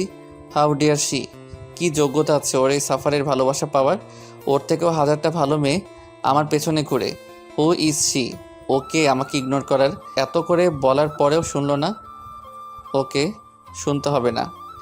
এই সাফার কারো পরোয়া করে না। ওর মতো তুচ্ছ মেয়ে আমি কেন কষ্ট পাবো? ওর থেকে হাজার গুণে ভালো মেয়ে আমার কাছে আসার জন্য মরে যাচ্ছে। আমি কিনা তাকে মানানোর জন্য গেলাম। This is too much. আর কখনো ওই মেয়ের কথা ভাববো না আমি। চলে গিয়েছে তো কী হয়েছে? এই সাফারে কারো পরোয়া করে না। আর কখনো যাব না ওর কাছে কখনো। ইডিয়েট একটা। পরের দিন বিকেলে নেশার বাড়ির সামনে সাফার বাইক নিয়ে দাঁড়িয়ে আছে। নেশা আজ ভার্সিটি যায়নি, যার কারণে তাকে বাড়িতে আসতে হলো। সে কখন থেকে বসে আছে সাফার, কিন্তু নেশার টিকিটেরও দেখা মিলছে না। ও এক দৃষ্টিতে নেশার রুমের বারান্দার দিকে তাকিয়ে আছে। এমন সময় নেশা দু হাত উপরে করে হামি নিতে নিতে বারান্দা এলো। নেশাকে দেখে সাফার অটোমেটিক দাঁড়িয়ে পড়লো। বুকের ভেতর থকথক আওয়াজ শুরু হলো। একটা pink colour ladies T shirt আর পায়জামা পরা চুলগুলো এলোমেলো ঘুম ঘুম চোখে ছোট বাচ্চাদের মতো বারান্দায় এসে দাঁড়ালো। নেশার এই কিউটনেস যে সাফারকে ঘায়াল করছে সেদিকে তার খেয়ালই নেই। নেশা বারান্দার রেলিংয়ে হাত রেখে চারদিক দেখতে দেখতে হঠাৎই সাফারের দিকে চোখ গেল। সাফারকে দেখে নেশা ভূত দেখার মতো চমকে উঠে দূর দূর করে সোজা রুমে চলে যায়। এসে কাকে দেখলো? স্বপ্ন দেখছে না তো? সাফার তাদের বাড়ির সামনে। ও গড! একবার যদি তাকে নেশার বাবা দেখে ফেলে, লঙ্কা কাণ্ড বেঁধে যাবে। এখন সে কি করবে? এক হাত কোমরে আর হাতের আঙুল দাঁত দিয়ে কামড়ে ধরে রুমের মধ্যে পায়চারি করছে নেশা। চিন্তায় সে মরে যাচ্ছে। এদিকে সাফার বিরক্তির চরম পর্যায়ে পৌঁছে গেছে। সাচে ইডিয়েট গার্ল। এইভাবে ভেতরে যাওয়ার কি মানে? একটু যে মন ভরে দেখবো তাতেও এই মেয়েটার প্রবলেম। একে নিয়ে যে কি করব। সাফার পকেট থেকে ফোন বের করে নেশাকে ফোন দিল। নেশা পায়চারি করছিল, এমন সময় ফোন বেজে ওঠে। সাথে সাথে নেশা চমকে ওঠে। উফ! এই ফোনটাও এখন নেশাকে ভয় দেখানো শুরু করলো। ফোন হাতে নিয়ে দেখে আননোন নাম্বার। নেশা প্রচন্ড বিরক্তির সাথে ফোন রিসিভ করলো। ফোন কানে দেওয়ার সাথে সাথে বকুনির বর্ষণ বয়ে এলো কানে। এই মেয়ে, তোমার প্রবলেম কি? ভেতরে চলে গেলে কেন? ইডিয়েট মেয়ে একটা। ভেতরে চলে গিয়ে কি বোঝাতে চাইছো? যে তুমি খুব ইন্টেলিজেন্ট আর আমি অ্যাজ এ ফুল এখানে দাঁড়িয়ে আছি তোমাকে দেখার জন্য? চুপচাপ কোনো কথা না বলে এক্ষুনি বারান্দায় এসো।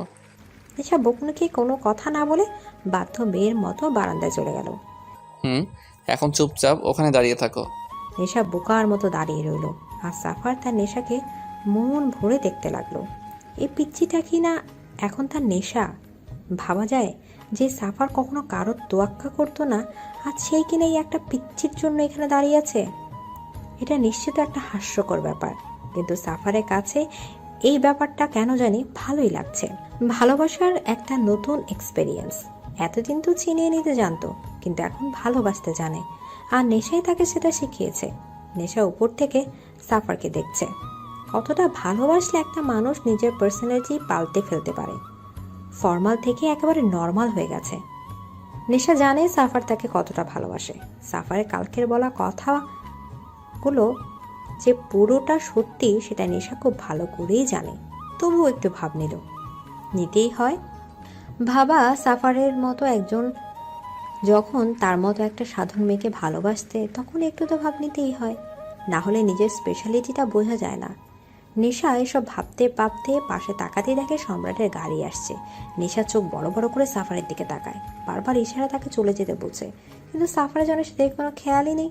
সে নেশাকে দেখতেই ব্যস্ত। আর থাকতে পেরে নেশা সুযোগ বুঝে রুমে ঢুকে পড়ল। এবার সাফারের ধ্যান ভাঙল, আবার চলে গেল। সাফার সোজা হয়ে দাঁড়াতেই দেখে তার সম্রাট দুহাত পকেটে দিয়ে দাঁড়ানো। তাকে দেখে সাফার তার সামনে মুখোমুখি দাঁড়ায়। সম্রাট দাঁতে দাঁত চেপে বলল, এখানে কি করছো? আপনার মেয়েকে দেখতে এসেছি। ভুলে যাও তার কথা। ও আমার মেয়ে, আর আমি বেঁচে থাকতে আমার এত বড় সর্বনাশ আমি কখনোই হতে দেব না। ভালোবাসাটাকে সর্বনাশের পদবি কেন দিচ্ছেন? আমি নেশাকে ভালোবাসি। আপনি একদিন আমার থেকে আমার বাবাকে কেড়ে নিয়েছিলেন, সেদিন কিছু করতে পারিনি, কারণ আমি ছোট ছিলাম। এখন আর ছোট নই।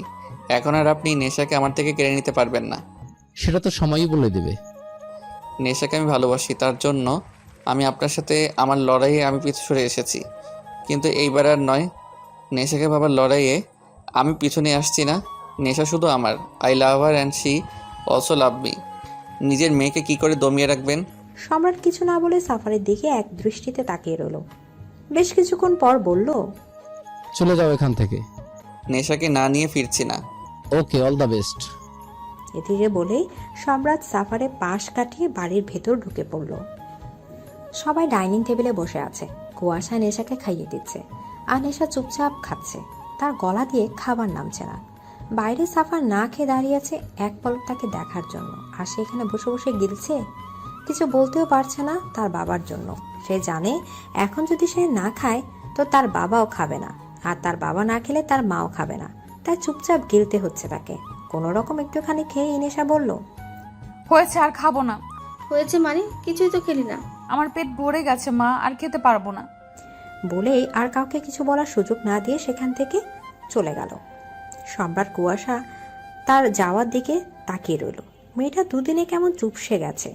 অন্য দিনে হলে এতক্ষণে কথা বলে তাদের কান পাকিয়ে দিত, একাই পুরো বাড়ি মাতিয়ে রাখত। কিন্তু আজ একটা কথাও মুখ ফুটে বলল না। আজ মেয়েটা বাড়িতে থেকেও কেমন যেন বাড়িটা ফাঁকা ফাঁকা লাগছে। সম্রাট হাত ধুয়ে উঠে গেল। কোথায় যাচ্ছেন? নিজের মেয়ের ভবিষ্যৎ ঠিক করতে। বলে বাড়ির বাইরে চলে গেল। কুয়াশা একটা দীর্ঘশ্বাস পেল। সম্রাট এসে সাফারের সামনে দাঁড়ালো। সম্রাটকে দেখেও না দেখার ভান করে বসে রইল সাফার। কেন চলে যাচ্ছ না এখান থেকে? বলেছি তো, নেশাকে ছাড়া আমি কোথাও যাব না। কেন এমন করছো? ভালোবাসি তাই। তুমি যে নেশাকে ভালোবাসো তা আমি কি করে বিশ্বাস করব? তুমি তো সবসময় আমার উপর প্রতিশোধ নিতেই মেতে আছো। কি বলতে পারে, এটাও তোমার একটা চাল নয়? আপনার বিশ্বাস করা আর না করাতে আমার কোনো যায় আসে না। প্রমাণ করতে পারবে তুমি আমার মেয়েকে সত্যিই ভালোবাসো? প্রয়োজন বোধ করি না। তাহলে নেশাকে ভুলে যাও। ইম্পসিবল। চেষ্টা করলে সবই পসিবল। আমি সেই চেষ্টাটা করতে চাই না। আমার মেয়ের জন্য তুমি তোমার কালো দুনিয়ার ক্ষমতা ছাড়তে পারবে? সম্রাটের কথা শুনে সাফার একবার তার দিকে তাকিয়ে আবার অন্যদিকে তাকালো। সম্রাট নিজের পকেট থেকে একটা কার্ড বের করে সাফারের দিকে এগিয়ে দিয়ে বলল, সময় হলে আমার অফিসে চলে এসো। তার প্রয়োজন হবে না। তাহলে নেশাকে ভোলার প্রয়োজন পড়তে পারে। বলে বাইকের উপর কার্ডটা রেখে চলে আসার জন্য পেছনে ঘুরতেই সাফার বলে উঠল, বারবার নেশাকে ভোলার ভয় দেখাচ্ছেন আমাকে। প্রয়োজন পড়ে তাই। বলেই হেলতে দুলতে ওখান থেকে চলে গেল। সাফার সেদিক থেকে চোখ সরিয়ে পকেট থেকে ফোন বের করে নেশাকে কল করলো। নেশা পড়ার টেবিলে বসেছিল, তবে পরদিন না সাফারের কথাই ভাবছিল। কিছুক্ষণ আগেই বারান্দায় গিয়েছিল, কিন্তু সম্রাটকে দেখে চলে এসেছে। ফোন বাজতেই নেশা ফোন হাতে দেখে সাফার ফোন দিয়েছে। তুলবে কি তুলবে না করতে করতেই তুলে ফেললো। এই মেয়ে আজ কি বারান্দায় না আসার পণ করে রেখেছো নাকি? যাব না আমি বারান্দায়। কেন? কারণ আপনি বাইরে দাঁড়িয়ে আছেন। আমি আছি তো কি হয়েছে? আমি আর কখনো আপনার সামনে যাব না। কেন? তোমার জন্য আমি এত কষ্ট করে এইসব নর্মাল ড্রেস পরে কার ছেড়ে বাইক নিয়ে এতক্ষণ ধরে রাস্তায় দাঁড়িয়ে আছি, আর তুমি বলছো তুমি আমার সামনে আসবে না? আসল নাই তো। যে কেউ আমার স্বপ্নের রাজকুমার সেজে এলেই আর সে আমার স্বপ্নের রাজকুমার হয়ে যাবে না। তোমার রাজকুমার হওয়ার ইচ্ছেও আমার নেই। আমি সাফারি, ওকে? আর তোমার জন্য বাইক নিয়ে শুধু এই সাফারি আসবে। অন্য কেউ আসার আগেই আমি তাকে শেষ করে ফেলবো। আর তুমিও অন্য কাউকে এক্সপেক্ট করো না। এখন চুপচাপ বারান্দায় এসো। যাব না। তুমি আসবে নাকি আমি যাব? কোথায়? তোমার রুমে। কিভাবে আসিবেন? তুমি খুব ভালো করেই জানো এই সাফার কি করতে পারে। তুমি বাইরে আসবে নাকি আমি ভেতরে যাব? তার কোনো প্রয়োজন হবে না, আমি আসছি। নেশা বাধ্য মেয়ের মতো বারান্দায় এসে দাঁড়ালো। এই লোকের কোনো গ্যারান্টি নেই, বলার সাথে সাথে রুমে চলে আসতে পারে। কিন্তু নেশা একদমই এই রিস্ক নিতে চায় না।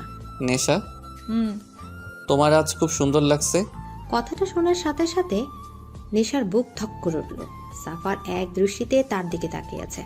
নেশা কোনো রকম কাঁপা গলায় বলল, চলে যান প্লিজ। এই দূরত্বটা সহ্য হচ্ছে না নেশা, তোমার অভ্যাস হয়ে গেছে আমার। নেশা চুপ করে সাফারের কথা শুনছে। খুব তাড়াতাড়ি তাড়াতাড়ি তোমায় নিজের করে আনবো, আই প্রমিস ইউ। বলেই ফোন রেখে দিল সাফার। নেশার থাকতে না পেরে রুমে চলে গেল। তার খুব কান্না পাচ্ছে। সাফারের প্রত্যেকটা কথায় মায়া জড়ানো আছে, যা তাকে সাফারের কাছে ভীষণ ভাবে টানছে। সাফারও চুপচাপ বাইক স্টার্ট দিয়ে সেখান থেকে চলে গেল। কিছুদিন পর সাফার সম্রাটের অফিসে এসে হাজির হলো। রিসেপশনে গিয়ে সম্রাটের কেবিন নাম্বার নিয়ে সেদিকে গেল। সম্রাট নিজের কেবিনে বসেছিল। সিটি ফুটেজে সাফারকে আসতে দেখে বাঁকা হেসে বলল, আমি জানতাম তুমি আসবে সাফার। এবার দেখো এই সম্রাট এখন কি করে। সাফার সম্রাটের কেবিন খুঁজে ভেতরে ঢুকে পড়ে। কারো কেবিনে আসতে হলে নক করে আসতে, আর যারা এটা জানে না তাদের ম্যানারলেস বলা হয়। সাফার সম্রাটের কথা শুনে নিজের রাগ দমন করে আবার দরজার কাছে গিয়ে বলে, মে আই কাম ইন? কথাটা কেমন জানি ফিল হলো না আমার। এদিকে সাফার দাঁতে দাঁত চেপে চোখ বন্ধ করে নিজের রাগ গিলে বলল, may I come in sir? Yes come. এদিকে সাফার কেবিনে ঢুকে বসতে যাবে, তখনই সম্রাট বলে উঠল। আমি বসার অনুমতি দেইনি। সাফার এবার না বসে দাঁড়িয়ে রইল। আপনি আমাকে আসতে বলেছিলেন, আমি এসেছি। তোমার কাগজপত্র। কিসের? তোমার শিক্ষাগত যোগ্যতা কি সেটা তো আমাকে জানতে হবে, না হলে আমি তোমাকে কিভাবে কাজে রাখি বলো। কোনো কাগজপত্রের প্রয়োজন নেই, ইচ্ছে মতো একটা কাগজ দিলেই হবে, তবে সেটা আমার লেভেলের হওয়া চাই। Are you sure? সাফার কিছু বলল না।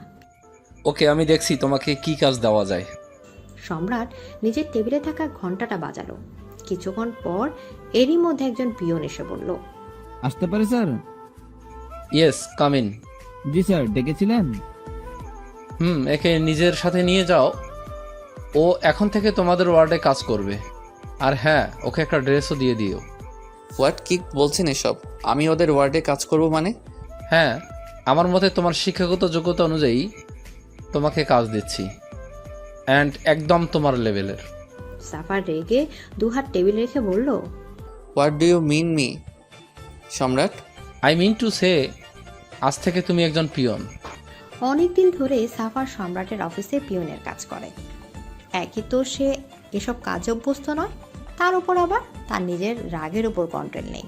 তাই যখন তার কিছু কাজে ভুল হয় আর কেউ তাকে সেটার জন্য কথা শোনায়, সেদিন এই লোকের দিন খুব খারাপ হয়।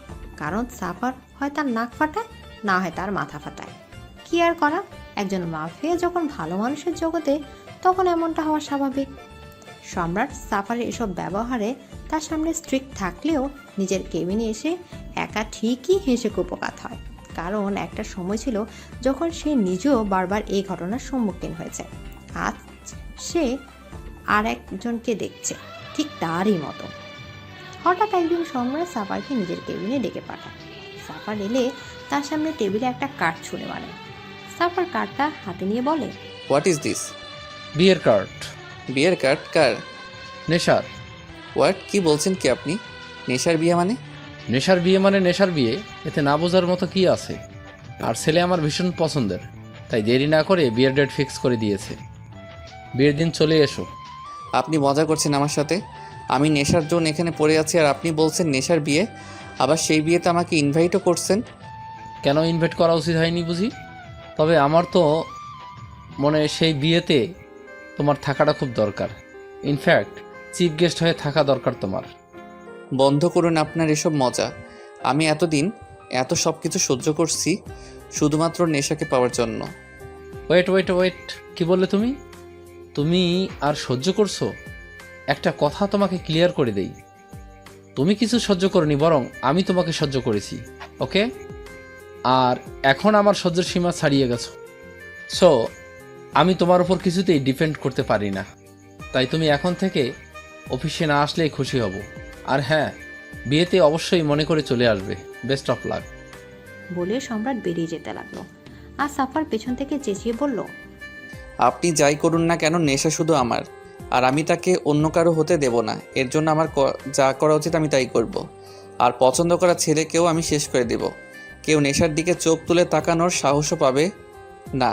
She is only mine, got it? সম্রাট সাফারের কথা শুনে একটু থেমে বাঁকা হেসে ওখান থেকে চলে গেল। সাফারের রাগে মাথা ফেটে যাচ্ছে, সবকিছু শেষ করে দেওয়ার ইচ্ছা হচ্ছে। হাতে থাকা কার্ডটা ছেঁড়ার প্রস্তুতি নিতেই মনে হলো আগে দেখি তো নিক যে কোন ইডিয়েট তার কাছে তার নেশাকে কাটতে চাইছে। সাফার খাম থেকে কার্ড বের করে মাথা ঘুরতে লাগলো। সে স্বপ্ন দেখছে না তো, এ তো নেশার পাশে তারই ছবি, তারই নাম। তার মানে সম্রাট তার সাথে নেশার বিয়ে। সাফার বাম হাতে মাথার পেছনে চুলকাতে চুলকাতে ভাবছে এই শ্বশুর নামক প্যারাটা তো তাকে নাকানি চুবানি খাইয়েই ছাড়লো। আজ সাফার আর নেশার বিয়ে সম্পন্ন হলো। বিদায়ের সময় নেশা তার মাকে জড়িয়ে ধরে অনেক কেঁদেছে। কুয়াশা তার চোখের জল মুছিয়ে দিয়ে বাইরে নিয়ে এলো। কুয়াশা নিজেই ভেতর থেকে ভেঙে পড়ে, কিন্তু মেয়ের সেটা সে প্রকাশ করতে চায় না। নেশা গিয়ে তার বাবাকে জড়িয়ে ধরলো। সম্রাট এক হাতে তার মেয়েকে জড়িয়ে ধরে সাফারকে উদ্দেশ্য করে বলল, মনে করো না আমাদের লড়াই এখানেই শেষ, এখন তো শুধু শুরু। এই লড়াই সারা জীবন চলবে আমাদের মাঝে। তার কথা শুনে কুয়াশা নেশা দুজনে অবাক হয়ে তাদের দিকে তাকালো। সাফার শান্ত দৃষ্টিতে সম্রাটের দিকে তাকিয়ে রইল। সে জানে সম্রাট কোনো লড়াইয়ের কথা বলছে। যখন আপনার মেয়েকে পাওয়ার লড়াইয়ে আমি জিতেছি, তাকে ভালোবাসার লড়াইয়েও আমি জিতবো। All the best my son in law. Thanks. এই কথাটা কেমন জানি ফিল হলো না আমার। থ্যাঙ্কস বাবা। সম্রাট সাফারকেও জড়িয়ে ধরল। আজ সম্রাটের চোখের কোণে জল জমেছে, সেটুকু সবার আড়ালে মুছে নিয়ে নেশাকে গাড়িতে উঠিয়ে দিল। সাফারও উঠে বসলো। গাড়ি তার আপন মনে চলতে লাগলো। সম্রাট কুয়াশা দাঁড়িয়ে তার মেয়ের যাওয়া দেখতে লাগলো। আসলে সময় কত তাড়াতাড়ি বয়, তাই না? আমাদের সেই ছোট্ট নেশাটাকে আজ আমরা বিদায় দিয়ে দিলাম। ও সুখে থাকবে তো? বলে কুয়াশা নিজের চোখের জল মুছল। সম্রাট এক হাতে কুয়াশাকে জড়িয়ে ধরে বলল, আমি সাফারের চোখে সেই ভালোবাসাটা যা এক সময় তোমার জন্য আমার মনে ছিল। আমি আমার মেয়ের জন্য কখনো ভুল সিদ্ধান্ত নিতে পারি না। আমি নিশ্চিত সাফার তাকে নিশ্চয়ই সুখে রাখবে, হয়তো আমাদের থেকেও বেশি। এদিকে সাফার নেশাকে কোলে নিয়ে রুমে ঢুকলো। গাড়িতে কাঁদতে কাঁদতে প্রায় ক্লান্ত হয়ে গেছে মেয়েটা। নেশাকে বেডের উপর শুইয়ে তার উপর একটু ঝুঁকে বসলো। আজ আমার অপেক্ষার শেষ হলো। আজ আমি তোমার একদম নিজের করে পেলাম। তবে জানো তো, আমি তোমাকে নিজের করে পাওয়ার জন্য কখনো বিয়ের কথা ভাবিনি। যদি এই জিনিস আগে আমার মাথায় আসতো, তবে অনেক আগেই তোমাকে বিয়ে করে ফেলতাম। তখন দেখার এই প্যারা, মানে বাবা আমাকে কি করে না মেনে থাকতো। নেশার দিকে তাকিয়ে সাফার উঠে গেল। তার বাবাকে ফেরা বলার কারণে যে নেশা রেগে গেছে তা ভালো করে বুঝতে পেরেছে সাফার। তাই প্রসঙ্গ পাল্টানোর জন্য বলল, নেশা তুমি ফ্রেশ হয়ে নাও, এই ভারী সাজে আর কতক্ষণ থাকবে? কেন, আমাকে কি এই সাজে ভালো লাগছে না বুঝি? নেশার কথা শুনে সাফার নেশার একদম কাছে গিয়ে বলল, তুমি যদি পেতনি সাজেও থাকো তাহলেও আমি তোমার নেশাতে ডুবে থাকবো, যেমনটা এখন আছি। নেশা সাফারের কথা শুনে কিছুক্ষণ চুপ থেকে রেগে সাফারের বুকে মারতে মারতে বলল, আপনি আমাকে পেতনি বললেন? সাফার হাসতে হাসতে নেশার হাত দুটো টেনে বেডে শুয়ে দিয়ে তার উপর আধশোয়া হয়ে বলল, তুমি পেতনি হলেও শুধুই আমার, বুঝেছ? বলে নেশার নাকে নাক ঘষল সাফার। তার কথা শুনে নেশার লজ্জায় যায় যায় অবস্থা। নেশার লজ্জা মাখা মুখ দেখে সাফারের সবকিছু এলোমেলো হয়ে গেল। তার আর কোনো দিকে খেয়াল নেই। সে শুধু এখন নেশাতেই ডুবতে আর নেশায় মেতে আছে। ওরা ভালোবাসার নেশায় মেতে থাকুক।